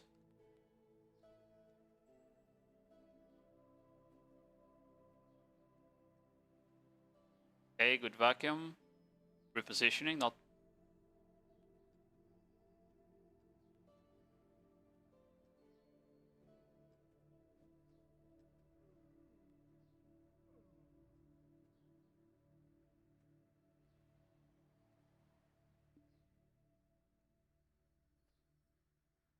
El Bozo Pop Solar. Yeah, I think that's pretty much it for that VoD. Oh wow, someone has like a huge ass screen. Is this your... Yeah, this is your...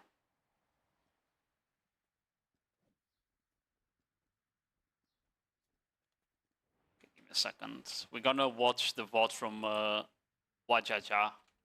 Or Wajajaja. I don't know why you pronounce that name, honestly. Just... Should be able to get this VoD reviewed before Nodewar.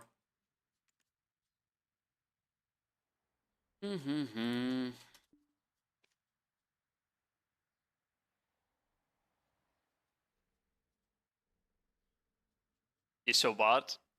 I didn't watch the siege because I was still on my way home from the airport. I know it was a 3v3.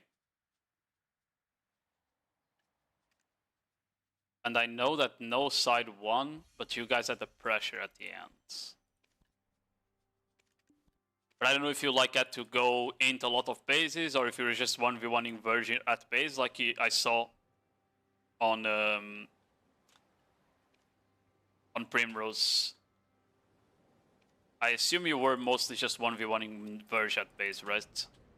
So it shouldn't be too bad, like, fight-wise. The problem with KDs is when you start, like, having to... When you start to, like, having to wind into bases and shit. Okay, I'm gonna have to mute this because it has echo. I don't know if you fixed... Yeah, I don't know if you fixed it, but I can hear echo on your VoD and it's quite annoying.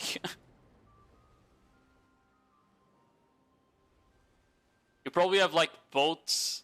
You probably have like both the desktop audio and Discord audio on OBS. That's probably why there's echo.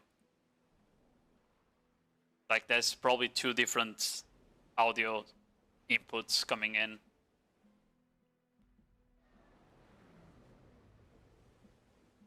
Yeah, let's see.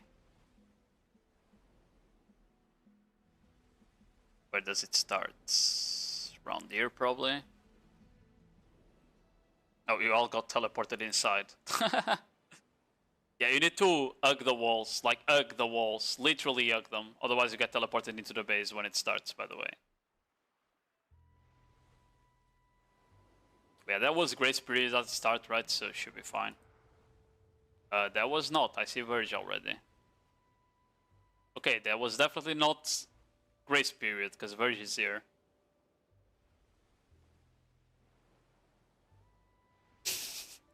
This is the classic. Someone already fucked up the colors. So now you guys are all orange. That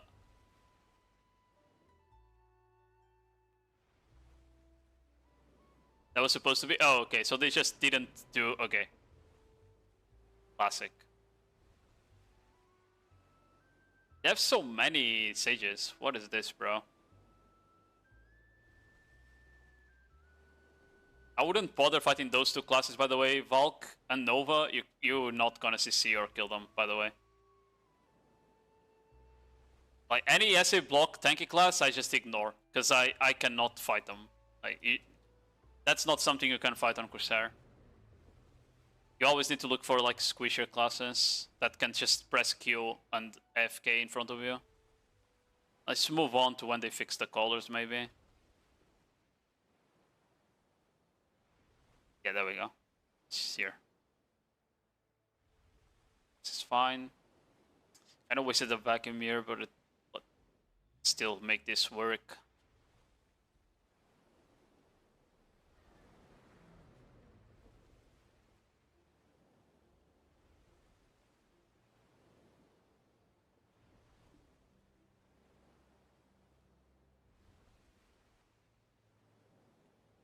Yeah, the fight started pretty bad, because no vacuum, you were forced to ult backwards. After that, you were kind of just way too low HP because of that, because you were in a bad spot. I think ideally here, the way I see this when you vacuumed here, is that I would probably just reposition backwards with the flow. You didn't need to commit to the full cast here, right? You didn't need to full commit to the cast, to commit fully to the cast of the vacuum. You could just use the flow backwards. And that would have gotten you out of a bad spot. Because you could just like hug this wall. You hug this wall, You go around and you hit them from the side. Because it's... Verge is not very smart sometimes, you know? And I feel like none of them is paying attention to here. Yeah, I can just see them all go through that wall. So you could definitely have abused it, you know? Yeah, try to heal. A thing I said to Primrose, and I'm gonna say to you as well, is that I would not play with names on outside of a platoon. Everyone outside of a platoon, you should just turn off the names. It's just too many people on your screen otherwise. Makes it so much harder to focus on hitting people. Yeah. After that, you were just like way in a really bad spot in the middle of everyone, so can't really do much. It was nice you could have stayed alive though. This is repop. That's the same fight. Okay. Backwards. Then we go forwards. The Twitch moves a bit too much whenever I do the forward thing, like YouTube.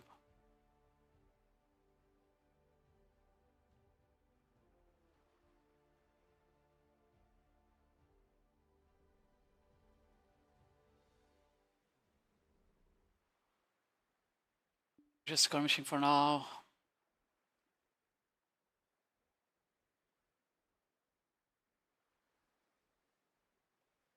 It's still early in the war, they don't have a flag, so they won't really have enough time to get back here.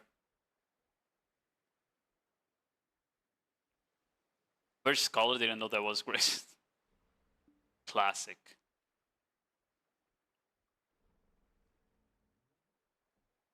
Until they have a flag up, it's probably not going to be too many fights here. Looks like there's one coming in.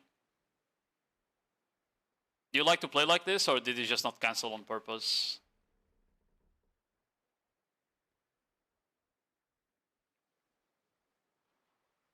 I guess you like to play like this.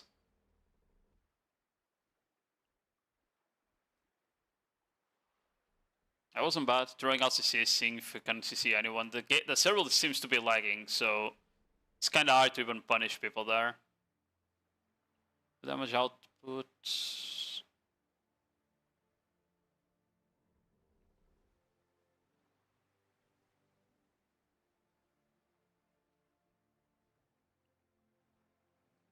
Yeah, I guess you're gonna play with the trap POV then. Okay.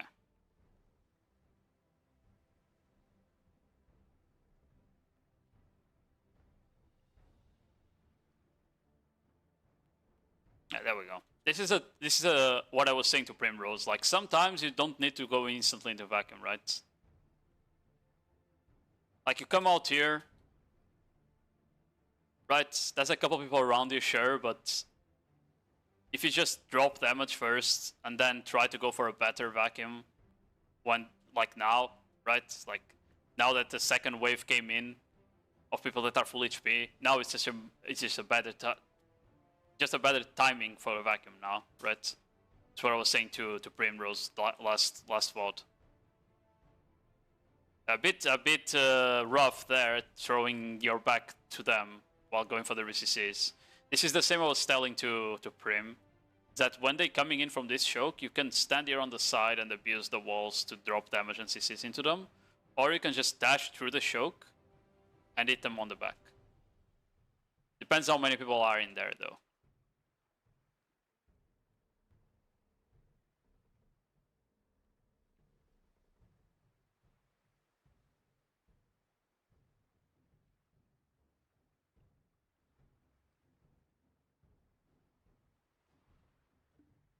Yeah, I like that you're looking for CCs at least. That's good.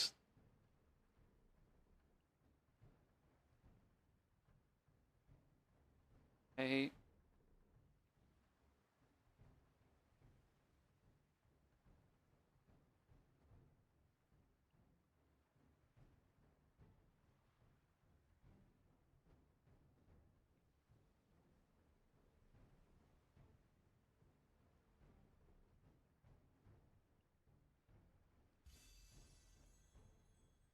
Oh, careful when dropping damage into the elephant with the frontal guard to the enemy ball. Need a bit of awareness when dropping FGs.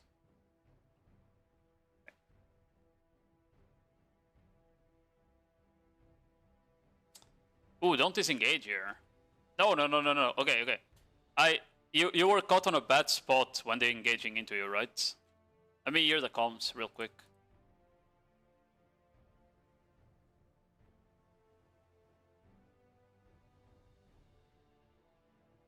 Okay, your guild is on the northwest, clearly, right? I don't think you disengage to the northeast here, because, one, the enemy guild is already starting to engage past the choke.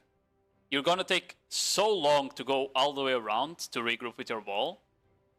You either, like, basically what I think you should do here, is that when you see them going into the choke like this, you stay around this rock and look for a chance to flank them, right? Instead of like going to your ball, because they are about to push through. So you have like such a good opportunity to just get a free flank position here. Like such a free opportunity. Like, but you come here. I don't know why there's so many of your guild here. I guess it's your whole flank squad maybe? And you're just on the wrong spot because you should be with main ball. Like at this point, this flank squad should already be looking into beating their back anyway. Yeah, like you're going back to your main ball here, and they're already fighting, you see? They're already fighting. Now imagine if you had just gone from behind and hit people on the choke there, right? Instead of doing all of this circling around.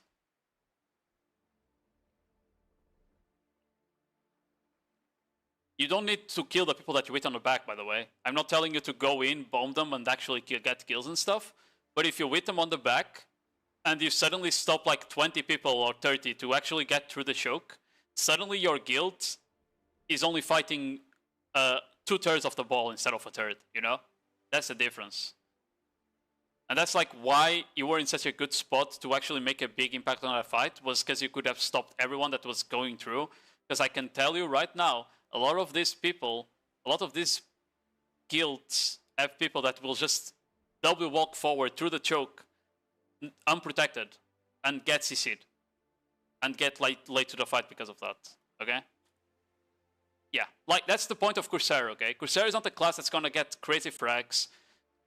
Your point on this class is disruption and like zone control and shit like that, okay? Especially now that the class has CCs. In the past it didn't, now it does. Instead of damage, we have CCs. That's the difference, right? The class before had damage and you could disrupt by bombing people on the backline. Now you have disruption through getting CCs and just being annoying in general. Yeah, when you get to the fight, let me check here, because I was yapping.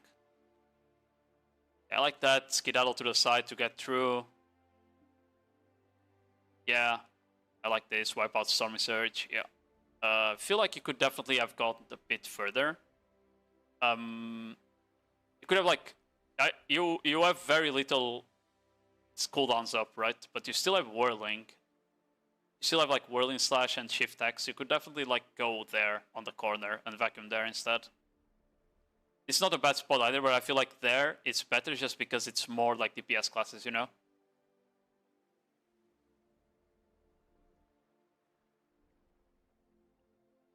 Oh, what are we doing here? I know what we're trying to do here, but definitely just skedaddle through, okay? I think we're trying to like dash into Sim Lankley, but you definitely will die if you Sim Lankley there. On that spot. Like here you just skedaddle. Skedaddle all the way to the back of Bagels, and then you drop the damage and the wheel and the sword skills. Right? Alright. Perfect skedaddle here. Like the skedaddle distance would literally take you all the way there where Bagels is. And what class is Bagels? Probably a ranger that's throwing out unprotected damage.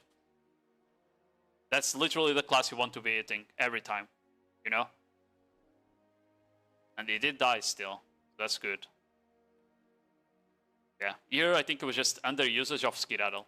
Like, you did not cast it a single time, so you ended up taking too much damage. Like, half your HP gone because you didn't cast it there. And then you get the kill.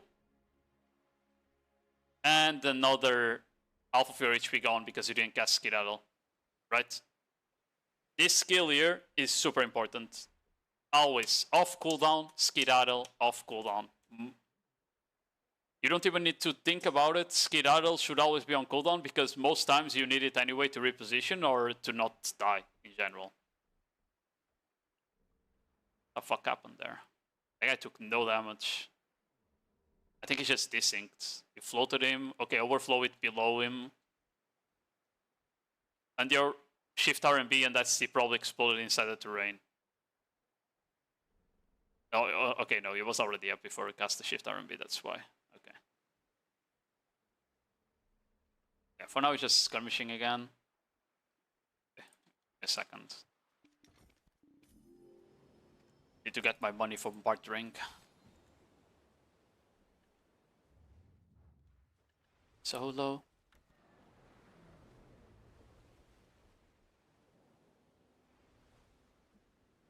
Yeah, I do not.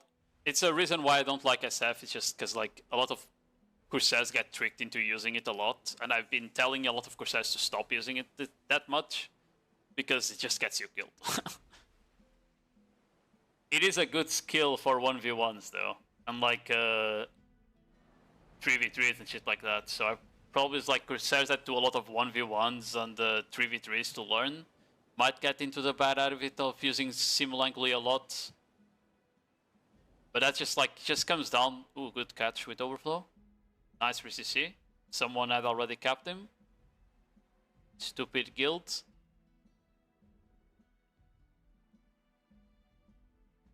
I like that. Get the overflow.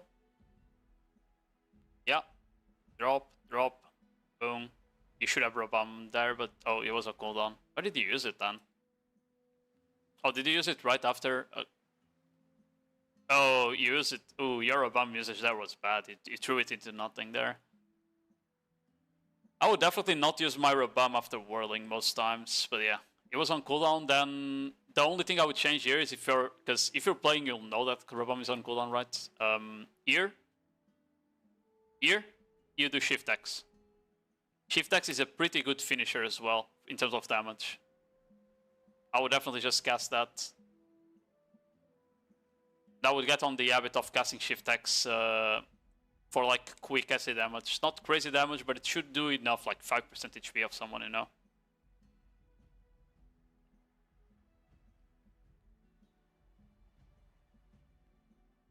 Position backwards, that's fine because low HP and there's a regroup being called.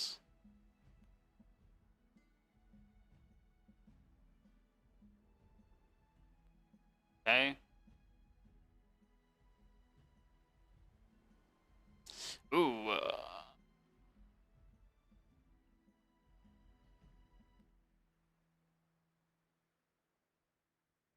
Why did you Simulankly into them? I don't know why you tried to Simulankly into that guy. I feel like here, in the position you are, you're just going there on that huge ball, or you Simulankly into this guy instead. Like these guys here. Because you definitely don't want to be in the middle of the ball like that when you're Simulankling. Because like this is what happened. Your Simulankly got it staggered by one skill, and you almost died because of that, right?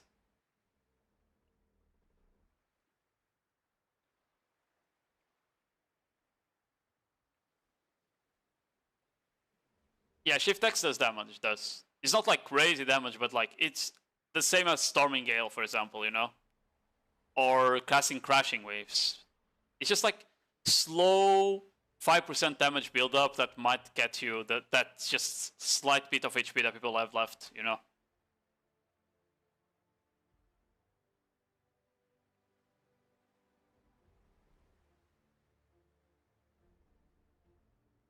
This is a good engage from the wall. Good. Oh, yeah, you kind of overstayed your welcome there. Are you just sitting there taking them? You literally turned your back to all the rangers. for no reason. And almost died because of that. And all of this time you haven't cast a Skedaddle either. You did now. You need to... You could have repositioned with it way earlier.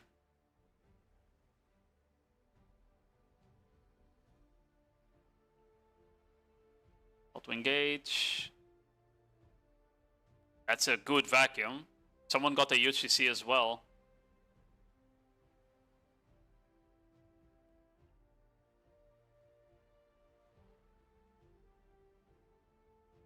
Nice. Staying 2 in the middle now. After that vacuum, like, you just jump here. Look at that juicy wall for you to throw frontal guards. You see that? Look how juicy that wall looks for you to just throw out frontal guards, you know?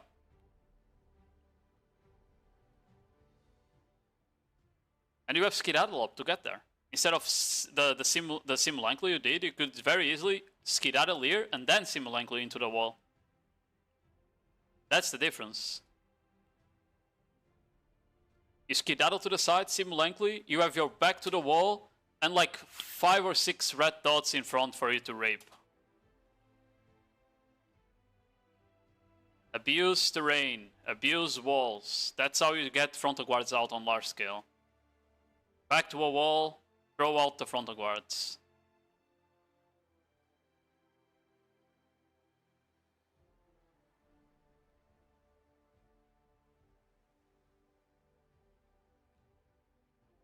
Oh, the Foxy City, probably a random archer that's like on the other side of the map.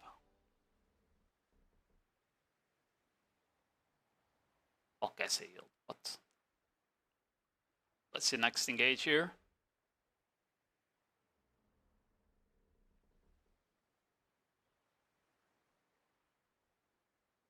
Oh, you should have probably popped your ult already, by the way. Yeah, there's a bit late. While you guys were like getting distracted here on the side, you see? While your guild is getting engaged already, while you have about like 30 people distracted by like 5 red dots here. I don't know what happened, but these 5 red dots alone distracted like half of your guild. While the other half is literally getting engaged and raped right now.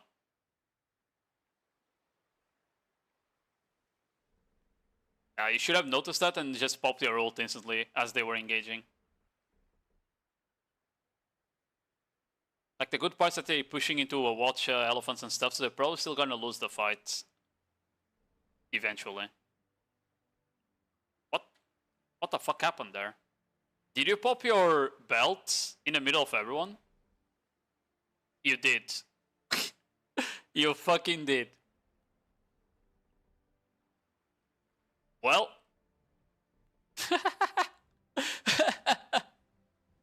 Is this POV tag for battery zoom out? If you want to, yes. I don't play like this. I don't like to play with the zoom out.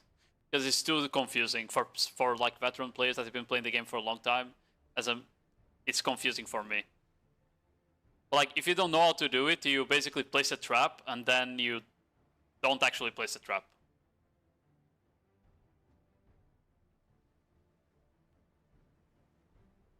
I just fake place a trap and you get that POV if you get it or something like that.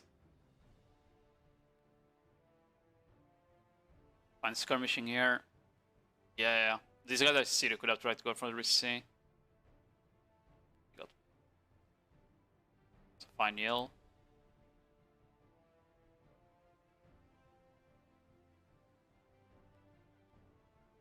I think I noticed that you kind of forget to pre-buff as well.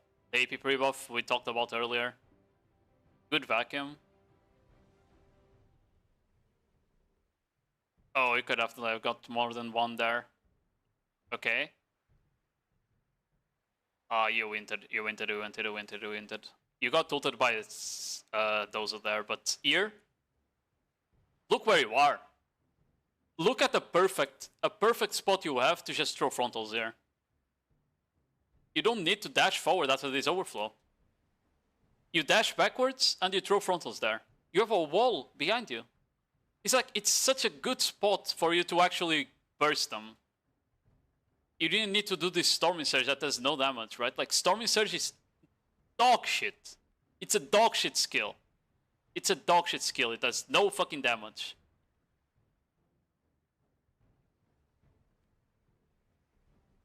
Like, I understand being afraid of throwing frontal guards. It's a process of steps. I think that's how I see it. It's a process of steps. Step 1 is to throw them whenever you have a wall. You get used to that. First, you get used to throwing frontal guards when you have a wall to abuse. Because that's like the first way of being safe when throwing them, right? Then step 2 is to throw them when you think there's no one behind you during a ball fight, even though there's no walls, right? So, for example, you're on open terrain, and you think if you throw a frontal guard on this spot, you probably don't get punished because there's no one behind you, right? That's step 2. And step 3 is throwing them even with people around you, because you have emergency escape up, for example, or the people that are around you, most of them are CC'd, or are classes that don't have CCs, like a Wukong, for example, shit like that, okay? That's step 3. But at the very least, you need to start with step 1, where whenever there's a wall, get used to throw frontal guard, because that way you also delay the usage of SC skills if you need them later. So you always got better cooldowns. Also, your frontal guards will always recover your stamina, so you get better stamina management. Like, you just need to get used to that in general. And there, like, the spot you had, especially with how strong the frontal guards from Corsair are in terms of damage, right? It's like a shift RMB will definitely do 30% of someone's HP if they're on the ground, right? There, that guy that's on the ground, that's green berry guy. If you throw like a shift RMB into him, he dies. He was killed by someone else though. But either way, if you go into that wall and throw like the FGs, you get like 1 or 2 kills there. You don't die because you didn't dash forward with Storming Surge, which got you killed. And after that, you would have noticed the ranger on the rooftop, and you just wipe out upwards to CC him as well. So like the fight would have been like really fucking good. That would be a clip moment, because you got like 3 kills, would have been 4 or 5, and then you even get rid of the ranger, you know? That would have been such a good play. Bro, that extra large guy is just getting farmed, man.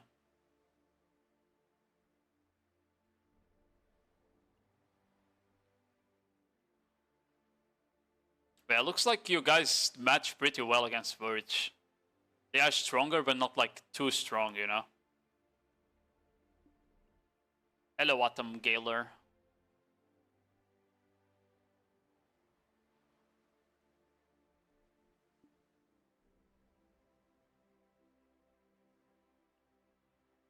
Oh, did he go back to base? Because you guys are killing their flag? No, they just got completely out-rotated. Okay. They're completely asleep, I guess. How did they lose that flag, bro? They're all alive. Oh yeah, whatever. Did you get solo Valk ulted while engaging? Oh no, it was an archer, I think.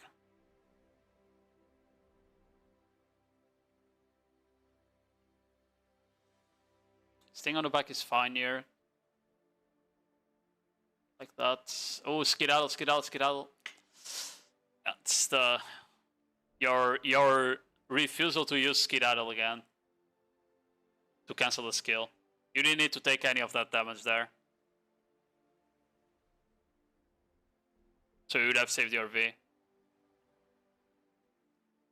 Vacuum, reposition. You really like to like full cast vacuum when you can just use it to reposition as well. It's not like you're gonna get any kills there if you full cast it. The only time you full cast vacuum is if you think you're gonna be able to get a last hit with them, basically. There's no other reason to full cast vacuum other than trying to get a last hit. How it used to be is that you used it for healing, like you full casted the vacuum because when you come up, that's when the heal ticks recess it. But they changed it. Now you will on the vacuum when you use it. So full casting it doesn't heal you more, so there's no point on doing it, okay? Thanks for the follow, Morphinus. This question stuff with Baldi. I have not talked with Blue since what happened, no. I'm just helping the Corsair players that come to me for help. They post falls and I tell them I can review them, you know? I don't think Blue is mad at me, honestly. I think he was just disappointed from seeing me there. I don't really care anyway. I think he also understood after that the tier 1 scene in NA is quite cooked in terms of like guilds that are there and players that are there after he tried it a bit more. Like we started doing only Fridays the last month and we've been fighting every week on tier 1s. Like which is the second strongest guild, right, is going tier 1s on NA. So yeah.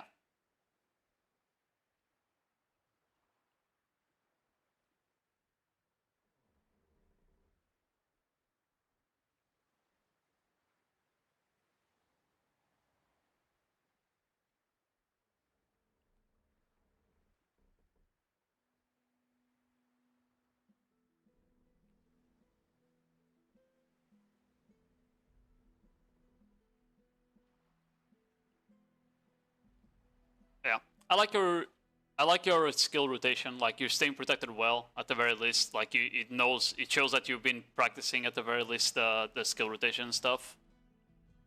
It's really just right now. I think it's under usage of skedaddle that's making you die a lot. For example, there, right? You had skedaddle up, you didn't need to die there. I think that's like biggest issue is the under usage of skedaddle right now. That's getting you killed more than you needed to.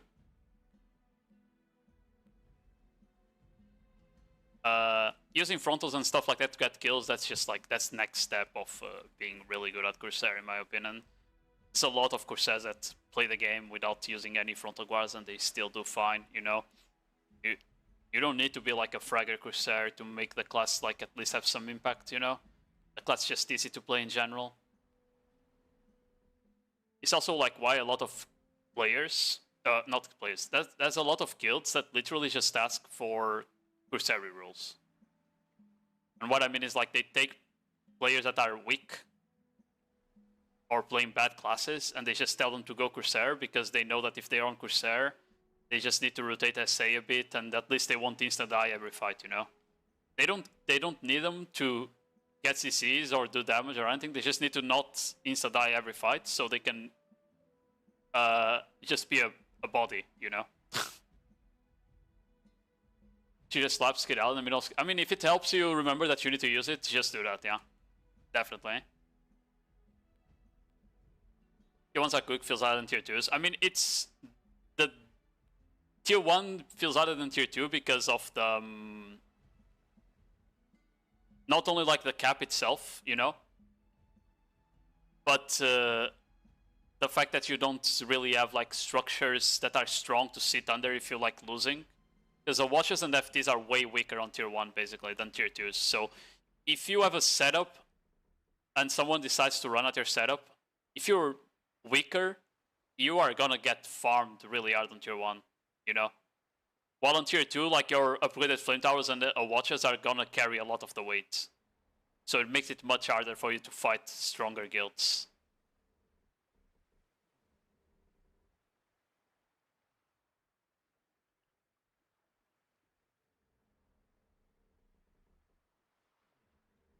Ooh.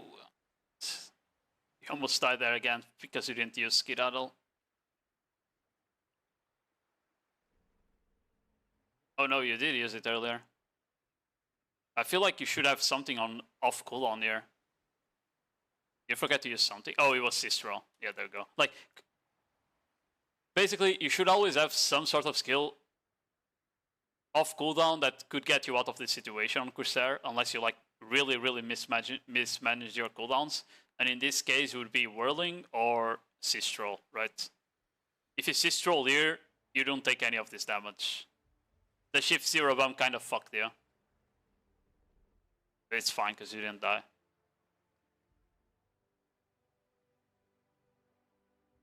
I don't want to see another good engage here. Where are they? Is that flag again? Oh, you got fucked. What do you cast there? Do you have Squall unlocked? You do. Oh my god, there's no way you have Squall unlocked. Or was that a wave? Oh no, that was a wave pot maybe. No, that's what I think that was a wave pot. Look at the cooldown. Storming Gale, Crashing Wave. Oh, that was a wave pot. Oh, thank god, bro. I was gonna say, do not fucking unlock Squall for PvP. It's good for PvE, but not for PvP.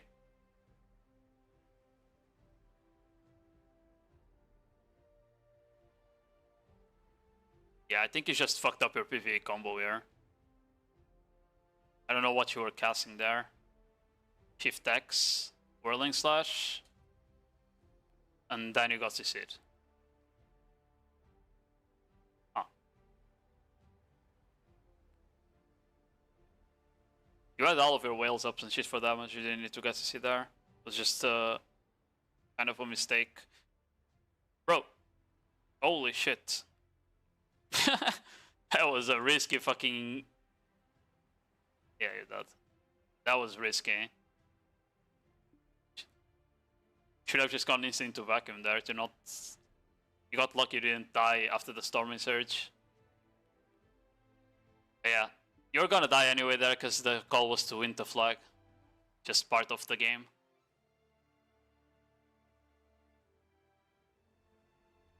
I love jumping on Corsair. How are you doing, Sario?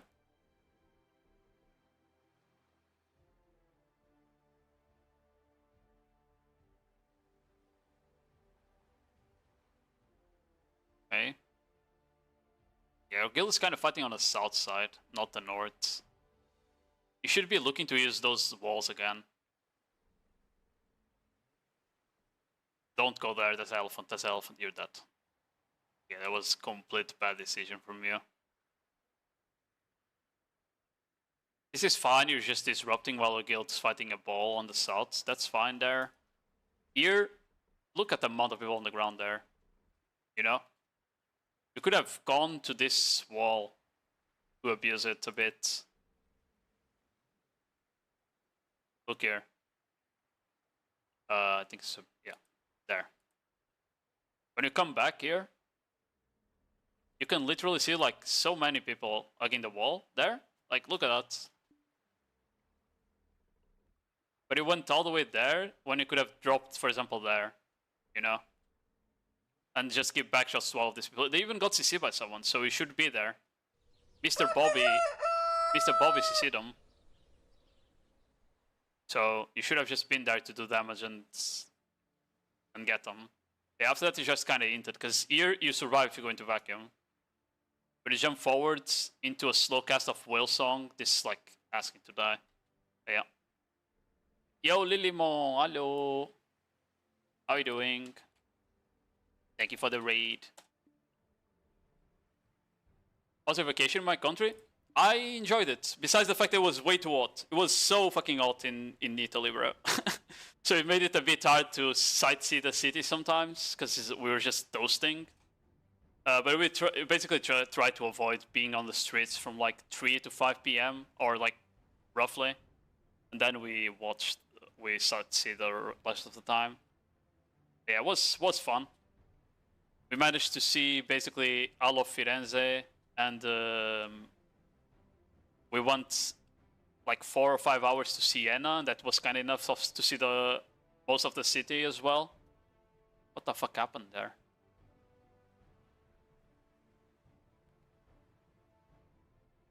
I think now you're just kind of dying because you are solo. You're literally diving in solo into a full guild. And you're dying because of that, you know? I think you just need to chill a bit and fight with your guild.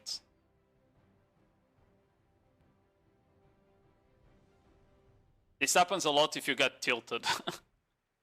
So I understand. So you're probably like getting tilted right now, and then you just make more mistakes because of that.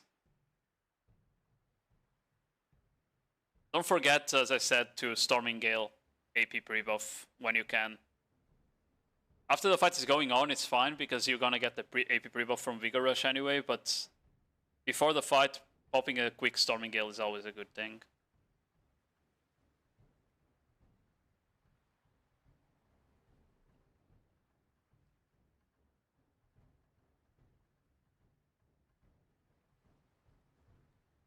I think it's cooling down again. From what I saw, it was getting a bit cooler the rest of the week.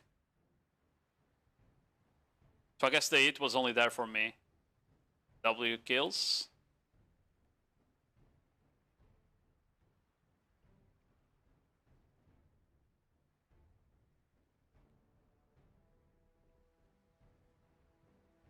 See the engage here.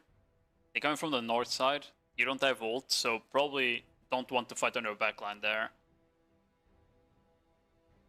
Oh, you use all of your wheel skills as well, which is bad.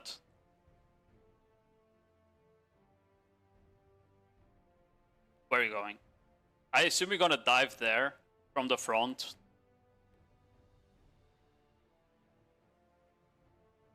No, you went back to your backline? Okay.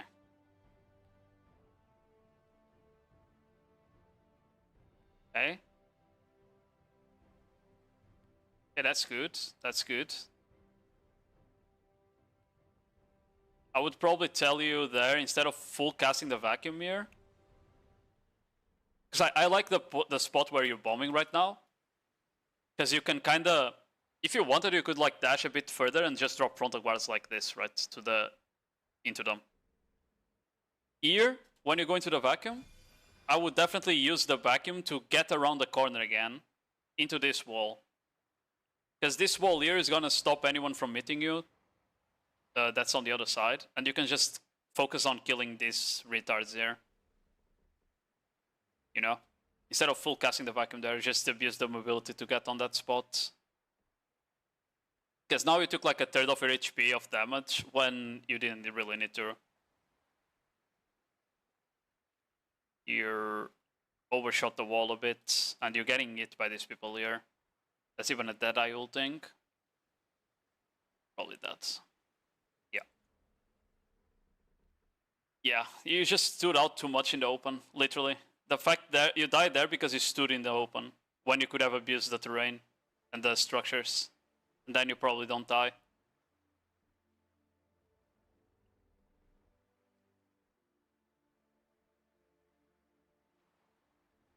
Everybody. Died really fast again. Someone needs to deal with that Bagels guy on the high ground. Yeah, you died again because of that. It was probably the Bagels guy that did most damage too. You can't give like a ranger like free descending current like that, you know? He just completely hit staggers you. I can guarantee most of this hit stagger is coming from that guy up there. And yeah, after that he's just... It.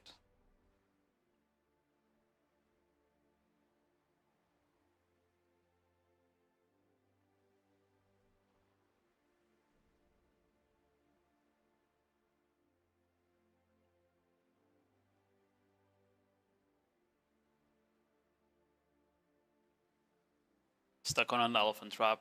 Classic.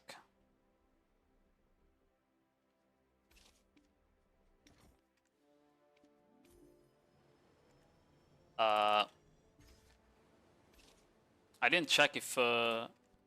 sorry, for Nodewar. If I'm on Nodewar or not. Give me a second. Yes, I am. Okay. I think it's capped today.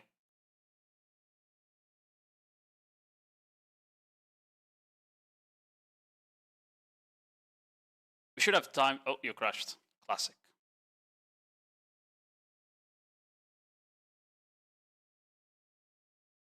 Should have time to reveal the full vault before Nodewar starts.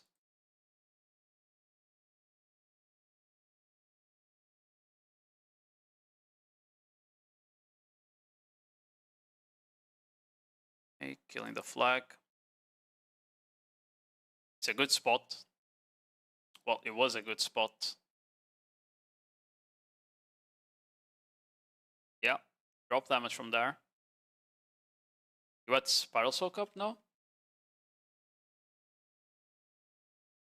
Let's just use that. Yeah.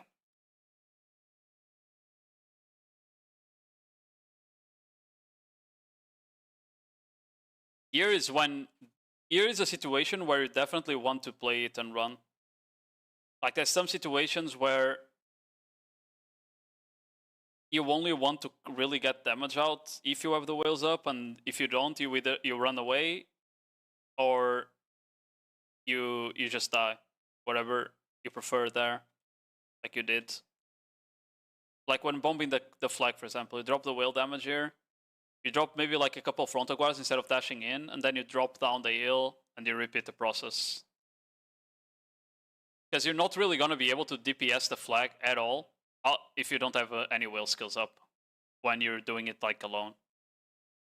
And if your objective is to damage the flag, it's better to do it with skills that do damage than with like throwing one WC forward and insta dying, you know? That's the problem.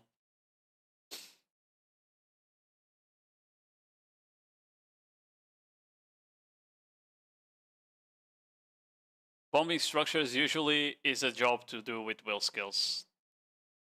Unless there's no one protecting them, then you can do whatever you want. But if there's people protecting them, you only use whales for the most part. It's a good vacuum. You should have skedaddle repositioned there. Hold on. There we go. Accidentally pushed forward.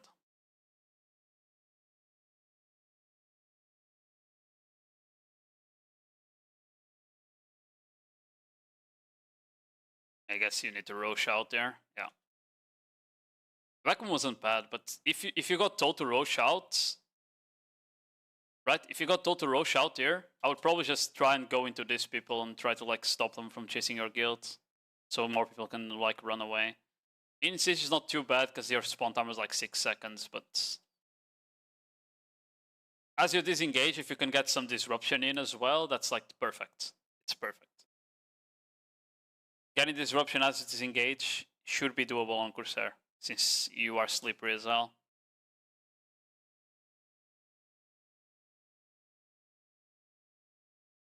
Here comes an engage. You don't have vacuum up, unfortunately. I don't know, because you used it earlier. Okay, no vacuum, no whale song, no ult, and then engage is coming. You don't really want to fight into this probably. Here you either back off further, or you are gonna like go to the side, like just C-stroll to the side.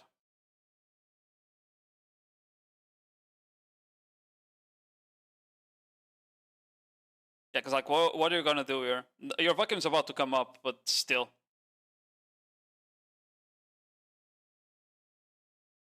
You got kind of lucky that they didn't focus you down with damage, because there, if any archers or shit are blasting into you during these dashes and shit, you are kind of just dead.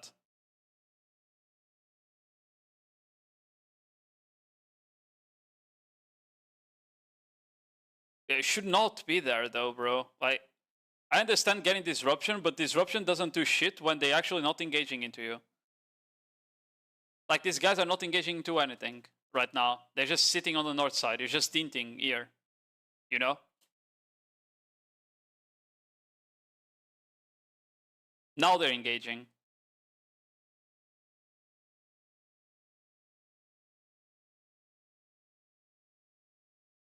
One thing is to dive the backline while the fighting is going on, but solo diving a backline without any help, that is not very good. Okay? Like, solo diving backline when there's no fight going on, or no, like, flank from your team doing the same, it's kind of just tinting, in my opinion. You maybe waste, like, 1 or 2 seconds of their time. And if there's enough people doing that on the guilds, you kind of...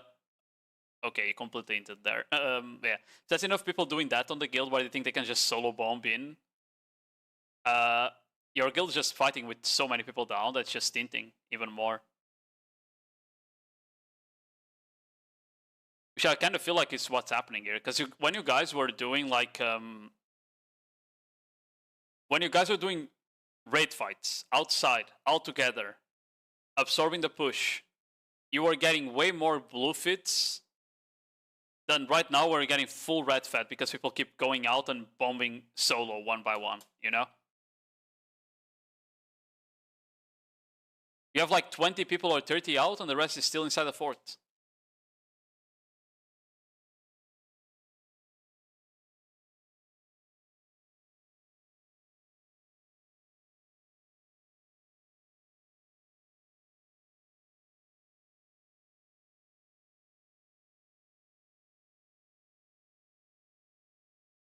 You have to be. Yeah.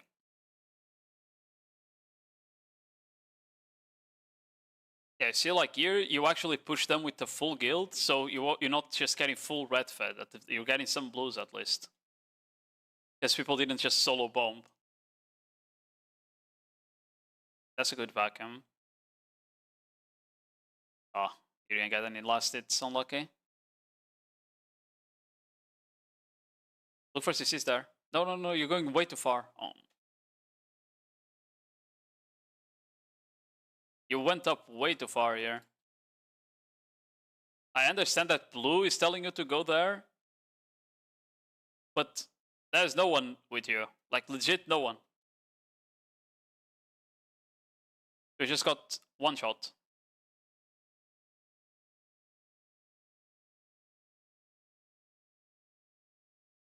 I mean, I guess the call was to dive in. It's just like no one did.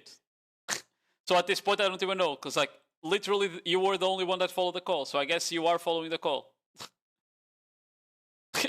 There was 3 people there. You, Blue, and someone else that also got instant one shot. So I guess I can tell you to not do that. Like, you follow the call, so I guess that's fine. It's just like your guild is way too far back, so it just felt like you're inting there, when in reality, that was the call, I guess. But yeah, like, if the call here is for you to get damage on the flag, I guess you just don't stop where blue is there.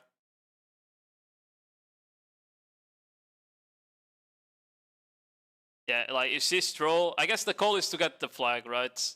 You don't need to insta-die here, you can actually get skills on the flag, right? If you just skedaddle to the side, skedaddle, you did whirling slash. If you skedaddle to the side and then you're whirling, you definitely get to the flag. The problem is that you don't have whale skills. Like, if you want to do this, you shouldn't have wasted your whale skills earlier, right? Because you can't really get damage into the flag without the whale skills up. Because you're just gonna get one shot. But because they're all there. But yeah, like if you skedaddle and then you're whirling, you would be like around that guy. It's called steward or whatever. And then maybe you get like 1 or 2 skills on the flag and then you die.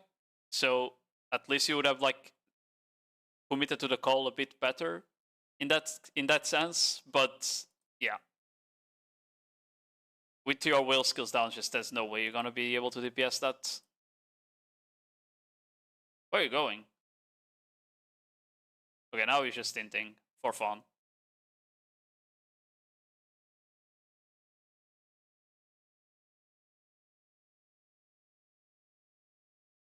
Yeah, he's telling you to get not out of the base. I don't know what you're doing, man. Are you like giving him info that the flag is 10% or something?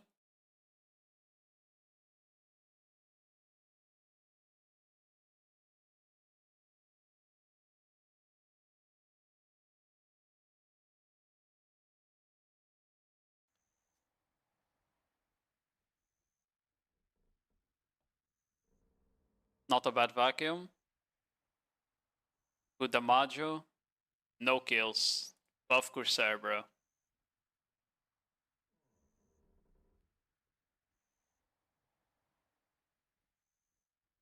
Oh, you crashed again.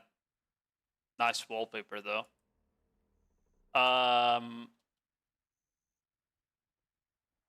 Although I like the vacuum mirror, I feel like you could be like looking at the rock after, you know.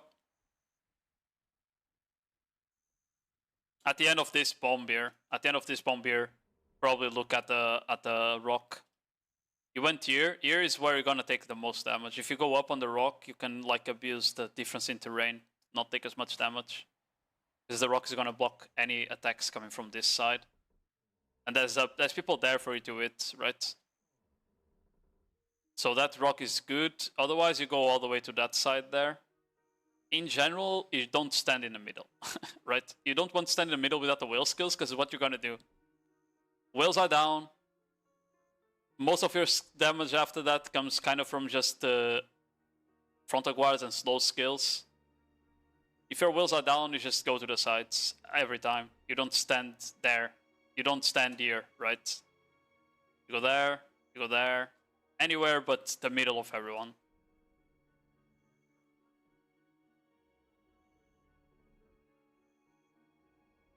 Do the Corsair skills hit on a Z-axis or just a flat terrain?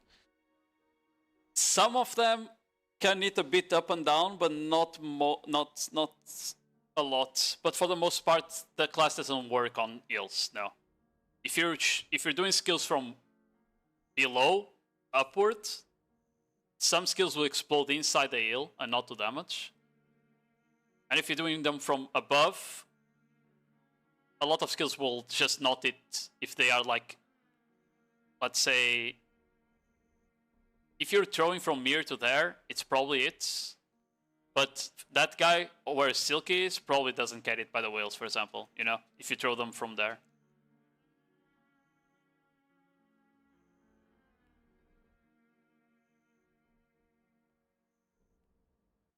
Like, it's very specific altitude. When you're fighting on hills, give me a second. When you're fighting on hills, most times, you want to position yourself parallel to it. So what I mean is like, you got ran down by a balanced class, yeah. That's Ranger for you.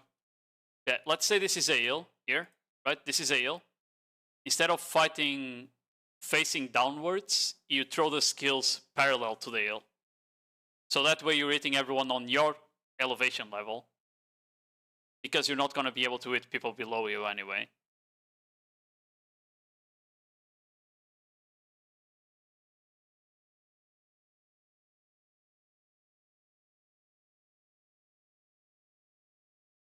Oh, you have whirling up. You should have whirling earlier. Yeah. You survive there if you're whirling here, by the way. Here. Here. If you're whirling here, and then you skedaddle, you probably survive. And honestly, you should have whirling before you even did the spiral soak here. Like there, after the dash, if you're whirling, or, you know. Because you gave time for the ranger to catch up. And then once the ranger is in your range, it's just gonna hit stagger you. Is this the Genshin character? I think it is, right? Or is it Tonkai Star Rail?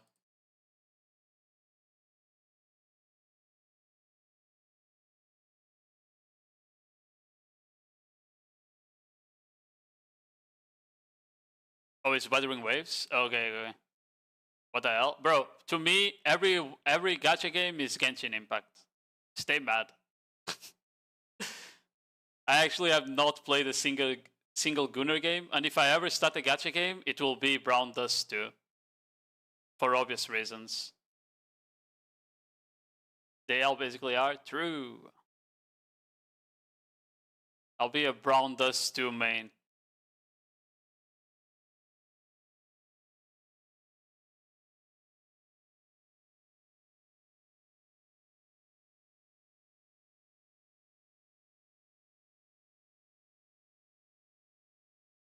Ooh, a bit early vacuum there, unfortunately.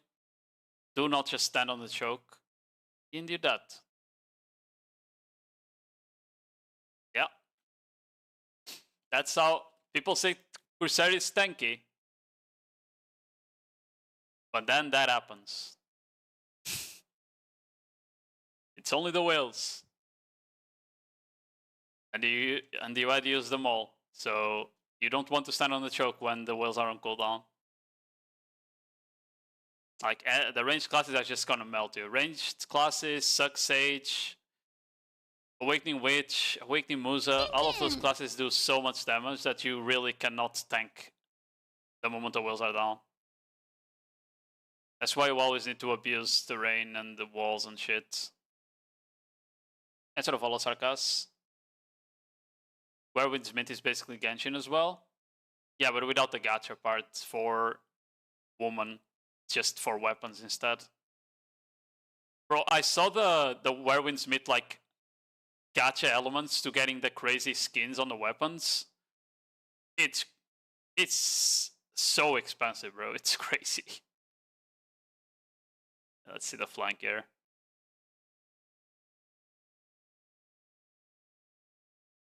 Oh.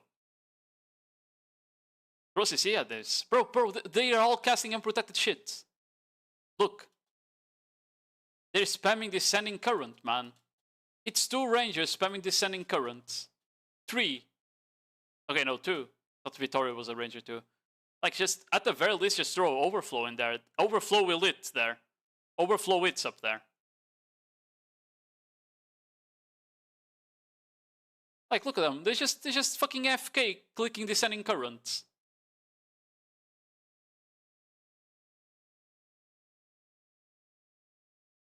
Okay, I feel like you did like the worst decisions you could possibly do here.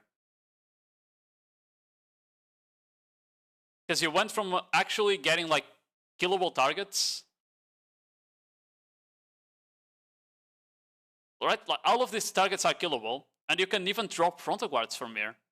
Easily. You can easily get like a full combo on these guys. Because you know your knockdown is gonna connect, and there's no one around you if you're hitting them from here. And they are... This here is low enough that your skills will be able to actually hit them. You know? But you did the worst thing possible, which was you literally jumped into the jail with 20 people alone. When, if you're hitting them from outside the jail, all of these people can't help, you know? That's the difference, that if you're hitting them from outside, the people that are inside will not help these guys. That's why I wanted you to hit them here. Because it would have been so much freer. But now, like, when you jump in there, you're literally putting yourself in front of the rangers, which are literally the class that's gonna kill you the fastest. Right? It doesn't make sense, the decision there. And after that, you still have time here. You still have time to go all the way there and blast bagels anyway, or these guys, with frontal guard skills and stuff. But you decided to go to the gate instead, and now we're gonna die much likely. Yeah. You had vacuum up. You could have survived there. I thought you were just gonna full commit for damage, but still. Like, if you wanted to get to the gate from the first place, you shouldn't have even lost time going near. You should have just hit them from outside. Get up on that rock, for example, where everyone is, you know?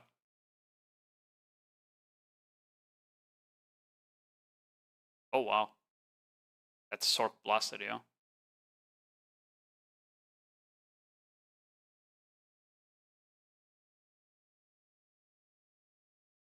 Good ults.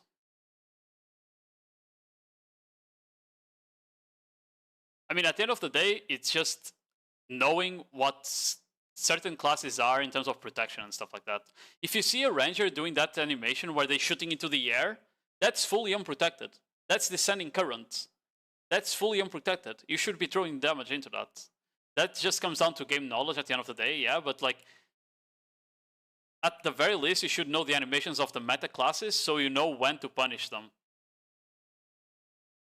Okay, I don't know what you were doing there. You had C-Stroll up, I don't know why you were just dashing into them. I think he's just playing completely tilted right now. And you're just dying because you're kind of going in solo into the full enemy guild. And like, you can kind of do that on Corsair, but I don't recommend you do that on Corsair until you're like really, really good at it, you know? Until you're really, really good at Corsair, I do not recommend you keep diving in solo. Because the only reason you can dive in solo is not to get kills. Most times just to be annoying as fuck. Because you're gonna get out every time, you know? That's the only reason you do it.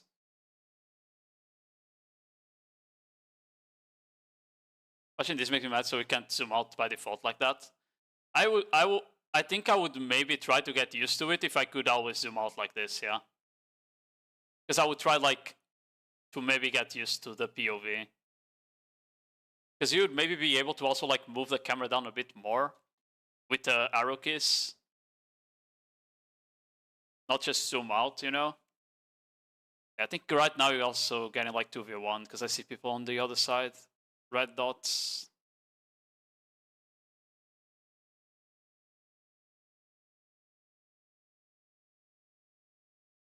So many people outside.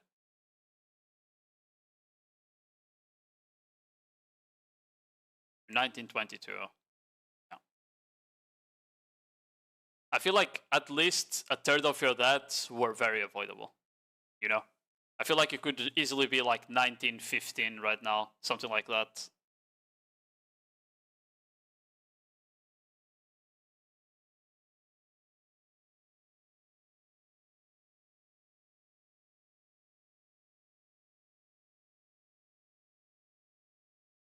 You're gonna die.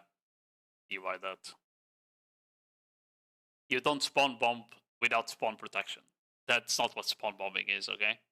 Spawn bombing is when you have protection, so you actually manage to get out skills without dying.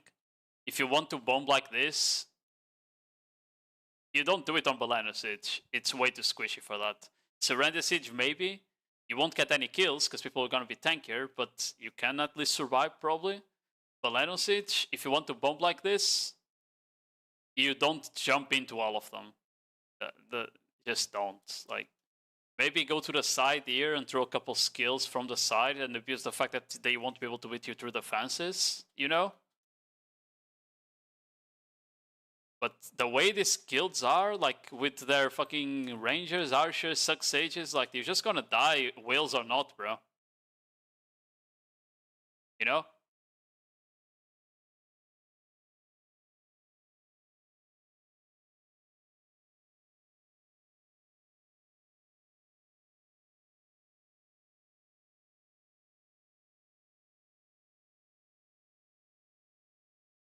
I'm hoping for so for Crimson Desert graphics. I doubt we're getting the Crimson Desert engine.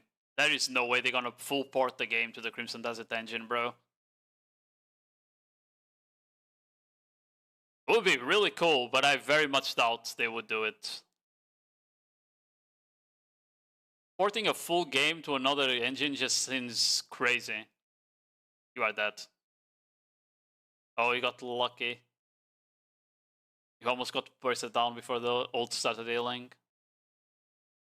Okay, you're dead anyway.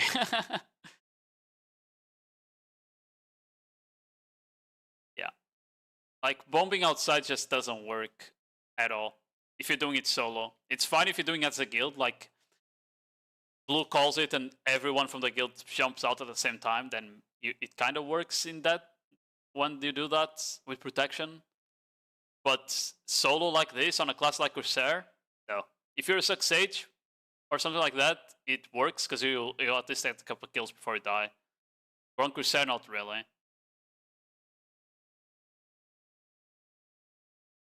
Not alone. As long as you have help.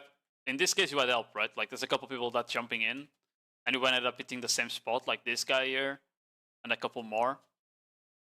But yeah, outside of that, just I wouldn't even bother jumping out like that into like the full ball.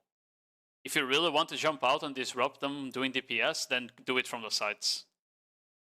Just do it from the sides.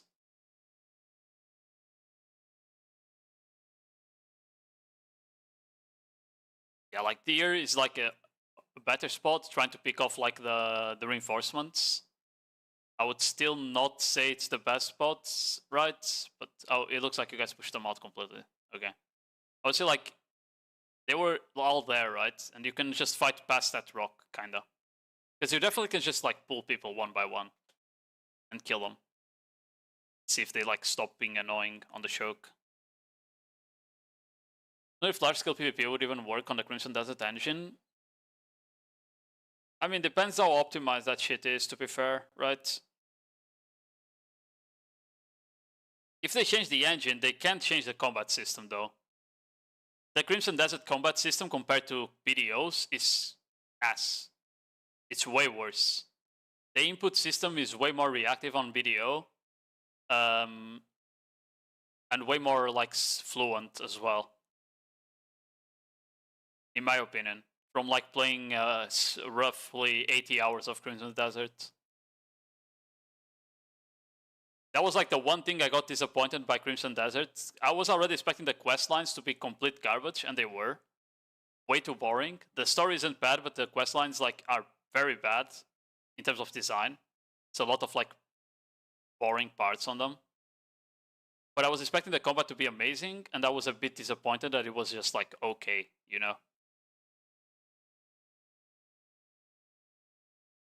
What are we watching? A VoD before my Nodewar from Wajaja. It's not his name. It's Wajaja, but Wajaja is better.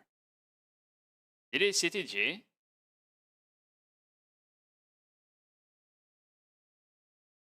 Did he CTG or did he just walk in?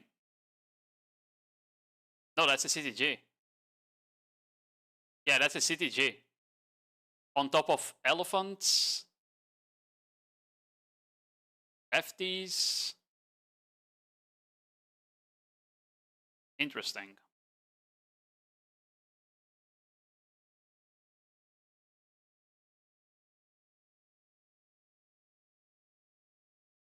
This is any siege, yeah.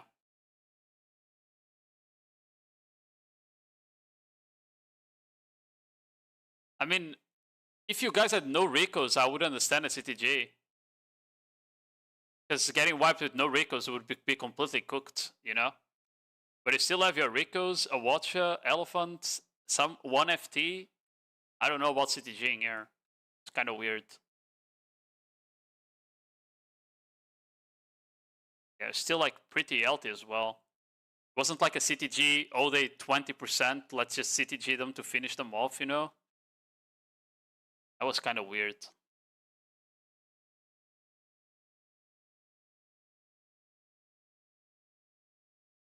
I don't know if there's any more fight now, because you guys are kind of just sitting inside the base.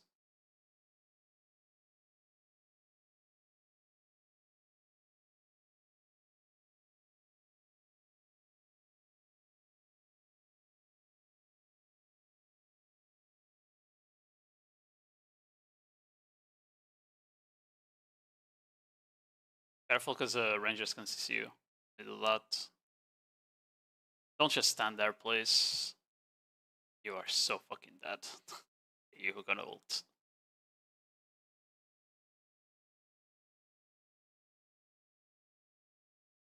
I swear you just pick the worst spots to stand on when you jump out, you know? I understand what you're doing, but like, why didn't you... Hold on. Ear? Right? Ear? You could have just like not stood in the fucking middle of everyone. Fuck me, bro. Twitch doesn't let me go back 5 seconds only. Yeah, here. If you're gonna do this, at least like either go to the sides, you know, after the vacuum, or go back into the base right away. Because this here standing literally on the choke where everyone is throwing damage into is just, it makes no sense, you know? I at least be there where that guy is, you know, Savander. Or then go back to base.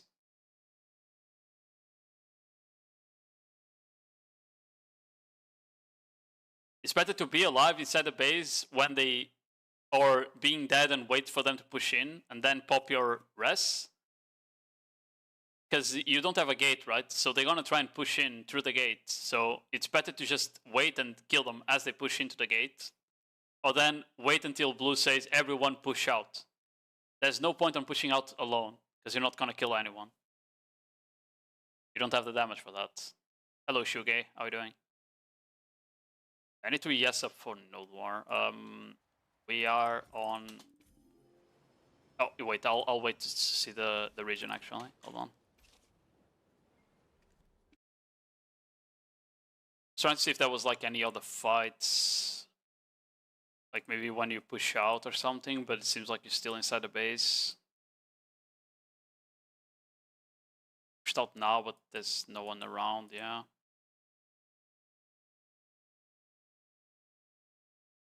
Around here? No.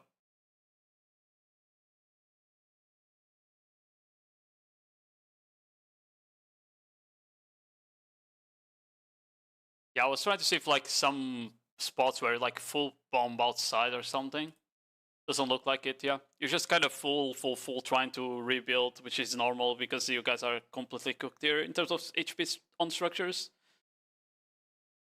You did manage to rebuild one FT though, and upgrade it, so I think they're kind of cooked. There's no way they kill you, right? Let's see.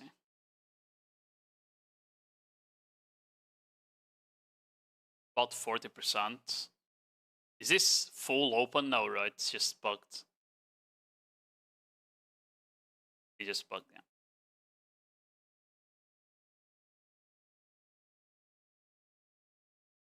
Okay, yeah. Looks like you managed to recover a bit of HP.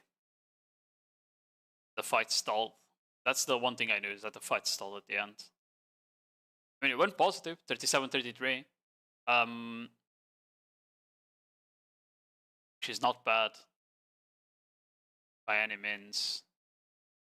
I feel like you could have gone... It's hard to frag on the class, right? Like getting more kills, but I feel like you could have done a bit less, for sure. But probably like 37-20 something. Very doable in this case, with a bit like better decisions. But it wasn't a bad VoD. Probably, from the Corsair I reviewed, it's probably the best one in general. Now, as I said, Storming Gale. You need to remember the Storming Gale pre-buff. You didn't really do it at all. Skedaddle, middle of the screen, if it makes it easier for you to remember to use it, for sure.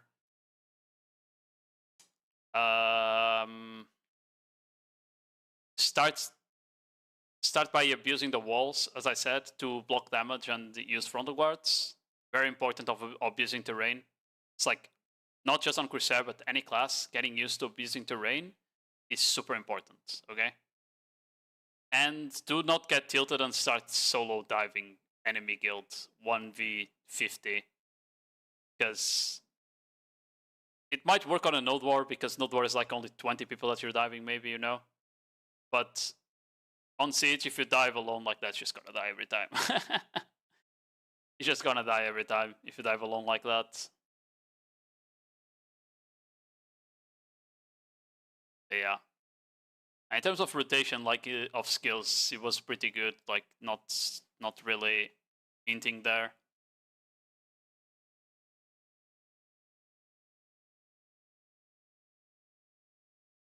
I think that's it. I still have 2 other VoDs, but I need to do them after Nodewar now. I have one from a statistic member, I think. Yeah. I have one from the PvP Academy as well. Thanks for the follow, Corvarax.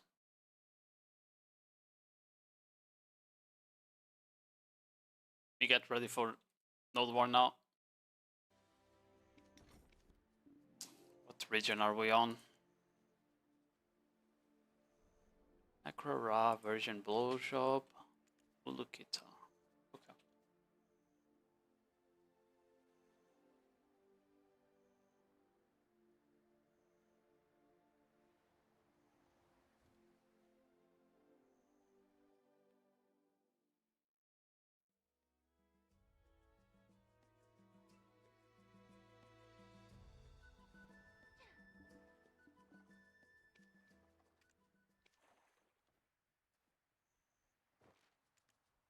Yes, up.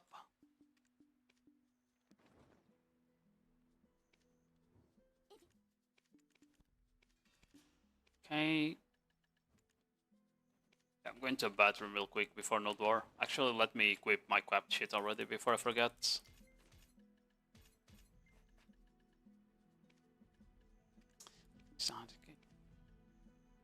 Understand.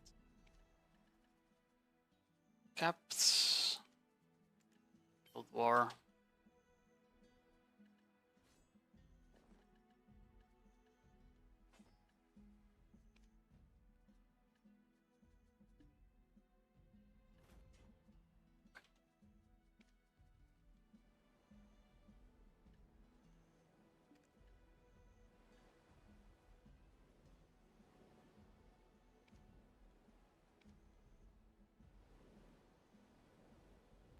Captain EU is that. We do one cap supposedly Monday, Tuesday, and Thursday. But I think because it's like basically holidays now, people are only doing caps again. Like the past 1 week or so.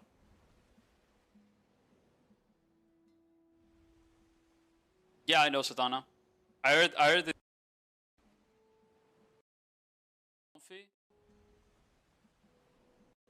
No one is really placing uncapped, so we are just doing capped until ball, and then we see after ball if people are like playing again or not.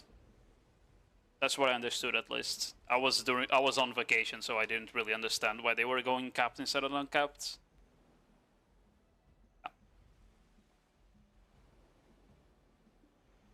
Give me a minute, going bathroom.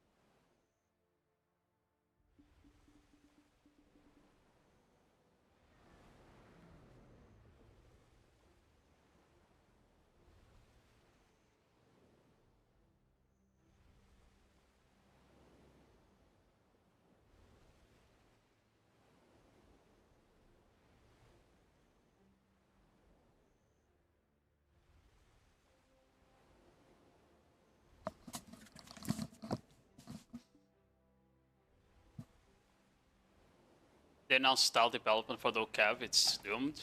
Bro, I hope the Cav is gonna be a good.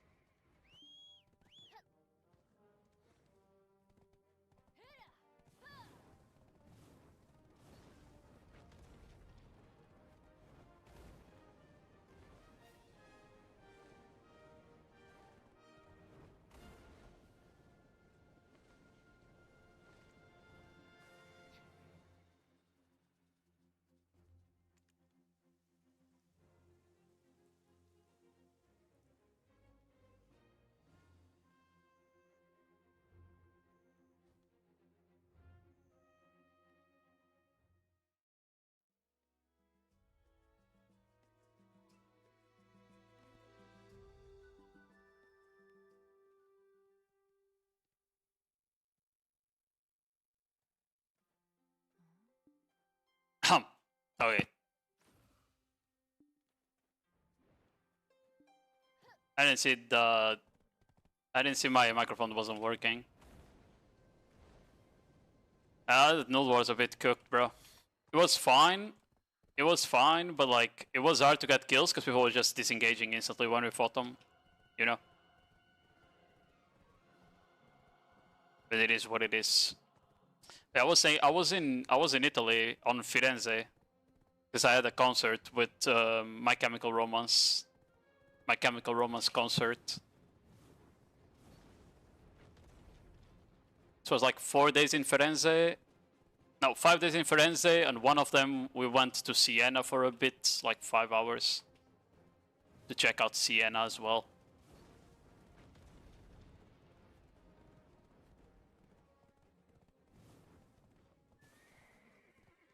Yeah. They're doing a tour in Europe, and it was this week in Firenze, and yesterday in Madrid. And I don't know if that was the last concert, not sure. It was a really good concert though. I really enjoyed it.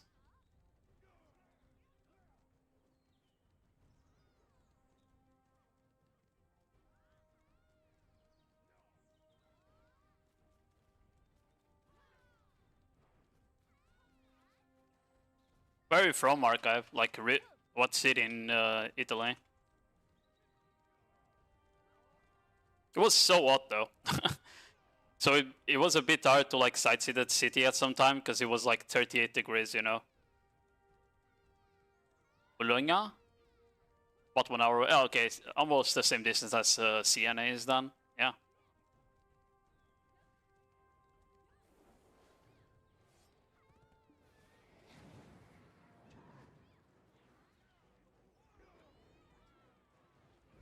Yeah. No, not gonna lie, Siena was way prettier than Firenze. Like the city was way prettier, but it's really, really small compared to Florence, compared to Firenze.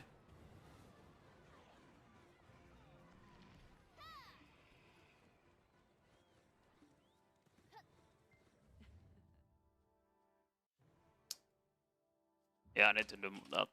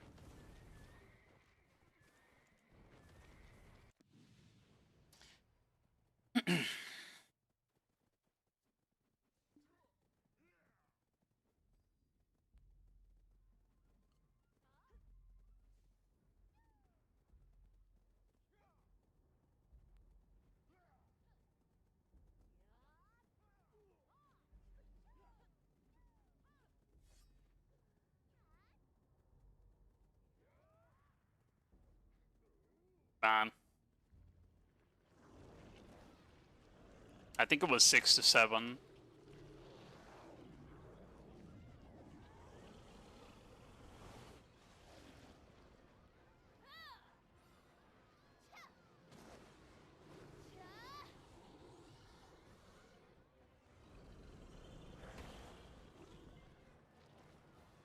Was there Nodewar Gun Archive? I feel like every war we have, I see more and more like archers, rangers, and suck sages, bro. But I don't know if it's just because of these capped guilds we're fight specifically. Like Ra and Brojob have so many ranged classes and suck sages, it's crazy, man.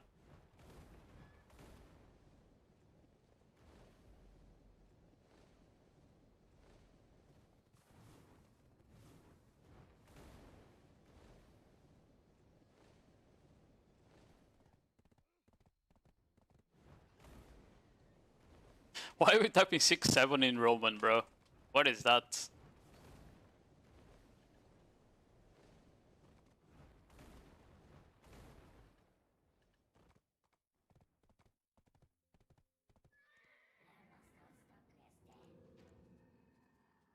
Oh, I forgot to do the...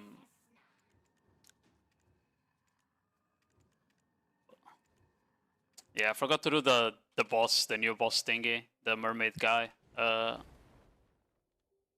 saw he has like pretty good rewards. I need to do that.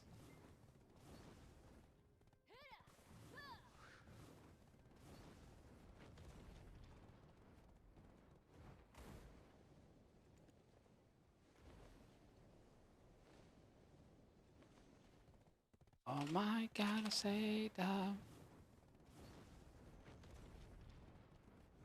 Meow meow meow.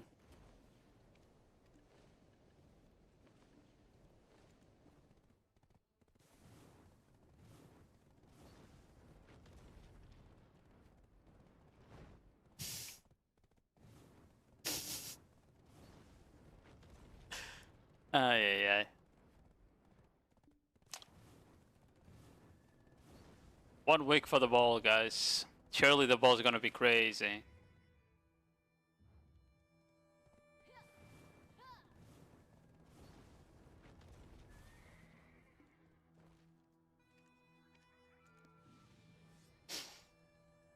Why you meowing, yoking?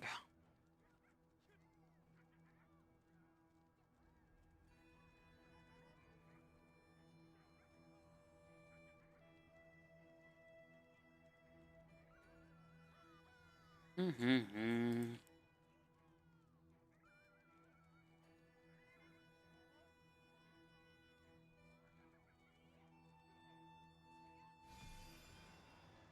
Still praying for service termination last month. I very much doubt so. They make too much money with the game still.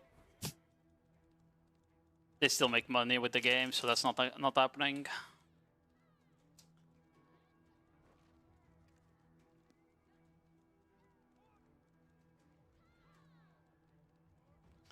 That'll be fine.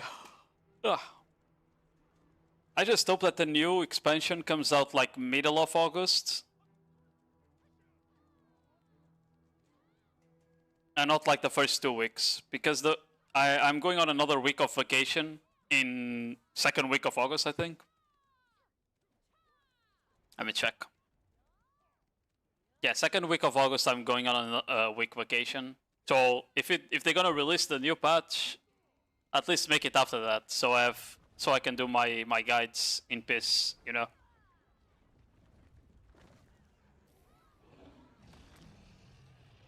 So with my 6 months, why 6 months only? Yeah, I don't think that's correct. Yeah.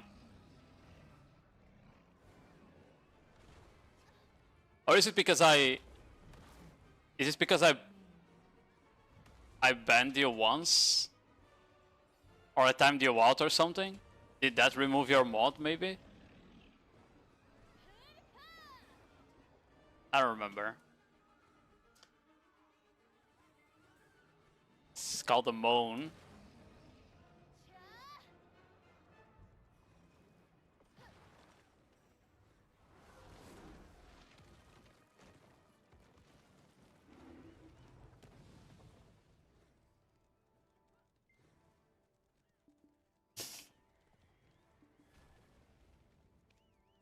Guild bosses are serious business, man.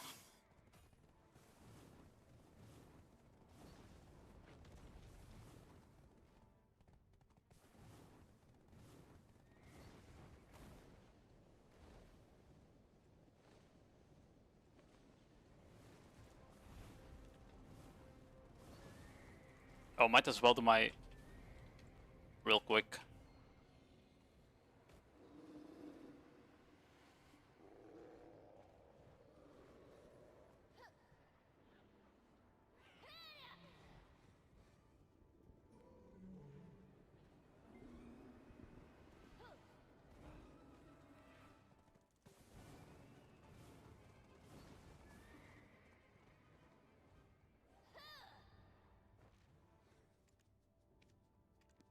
Ba-da-da-da-da, ba-da-da-da-da-da.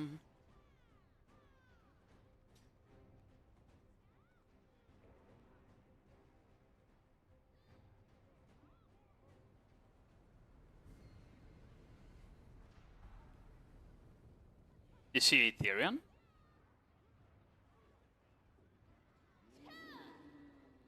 What happened to Ethereum?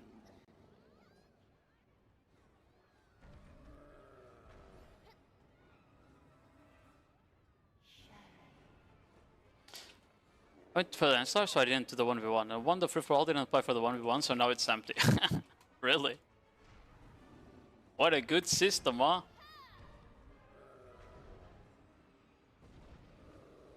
So the guy won the free-for-all and then didn't show up to the 1v1? The guy probably didn't even know about the 1v1, honestly. I bet.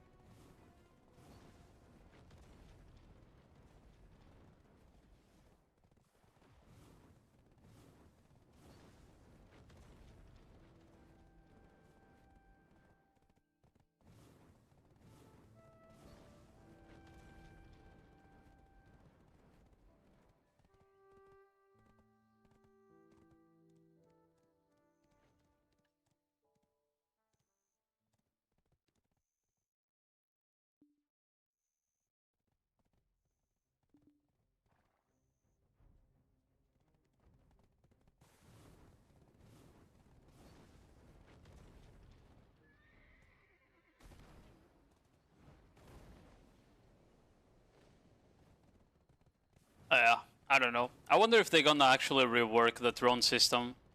They need to be fair. You like the Uggs I gave you today? I think they need to nerf Warrior again, bro. How do you tank 2 people, get up, press 1 grab, and 3 skill? Both of us.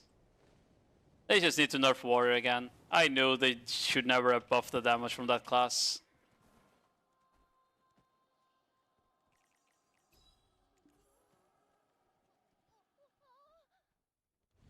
Meow, meow, meow, meow. Okay.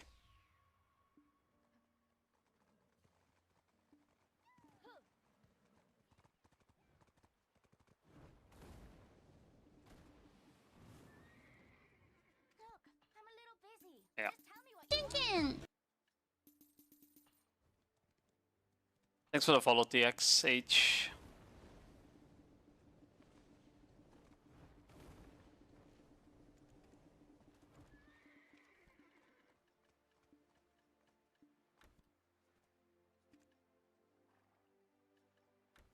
Huh. There we go.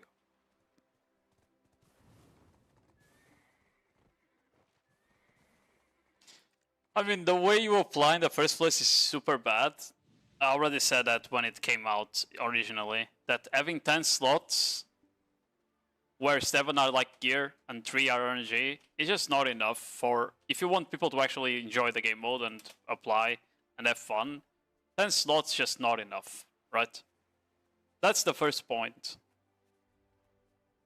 The second point is that the rules themselves are fucking garbage. Like the fight rules of the HP win and shit is just really fucking bad because it doesn't promote any PvP, it just promotes staying alive.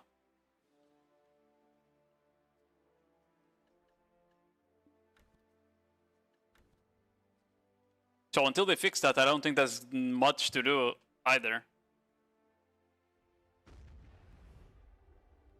Got kicked out by a full DP. Yeah, exactly. You just play Suck Ninja full DP or some dumb shit like that. And go for HP wins. It's not good. It's not good. And PA, for a bit, you couldn't be too tanky because of the DR dons removing shit score, right? So you wouldn't meet the caps if you had DR dons on, but now you can. But even before that, even when DR dons were not usable, people were still going with like Armor Fangs and Ooms and Bitters, you know? And some classes are just so tanky with that. Like a Striker, for example, right? you can't really compete against a striker that's running a tanky build, and you're playing like a Deadeye, for example, or some shit like that, you know, that's not crazy good at 1v1s. You can't compete, because even if you get the CC on the striker, it's gonna tank you, get up, and one combo you, you know?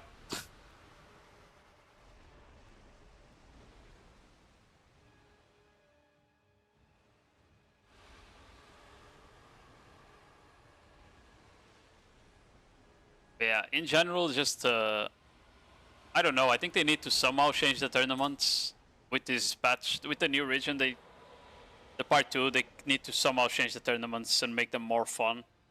Like, surely they have the data that people don't enjoy them, right? Surely they know that, so maybe they can do something about it. We'll see.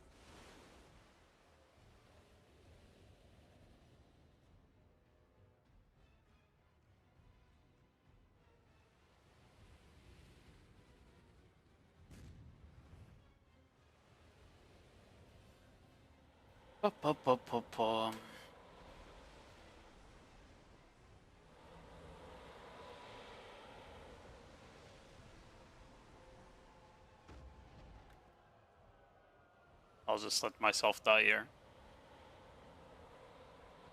Oh, maybe no. I think I have time.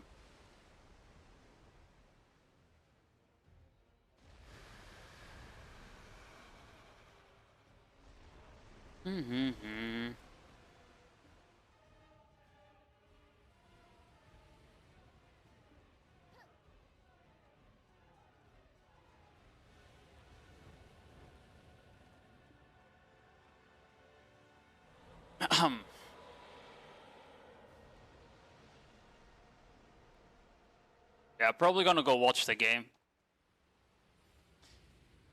I wanna see Spain win. I think tomorrow I'll do the rest of the VOD reviews. I have 2 more VODs to review, so we'll probably do them tomorrow. I think that's a good idea.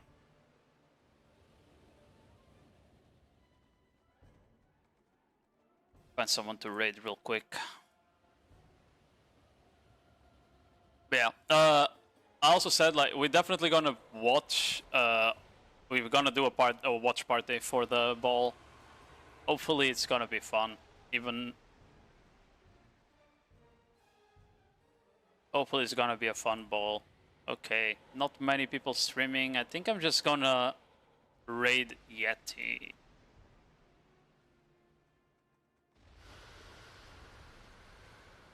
Yeah, at 3 AM. Definitely we'll do at 3 AM. Well, it's 1 AM for me.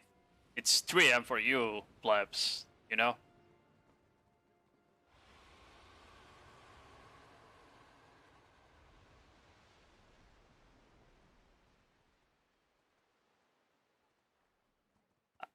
Because, like, if I don't watch it at that hour, I'm gonna go to bed late anyway, and then I'm only gonna watch it at like 2 PM. Yeah, I'll probably play the new class on Sunday as well. Like I did with Seraph. I'll just go on Global Lab and play the new class. Yeah. Go say hi to Yeti, guys. I'll be back tomorrow then. Have a good night. I enjoyed seeing you all again. Bye bye, bye bye.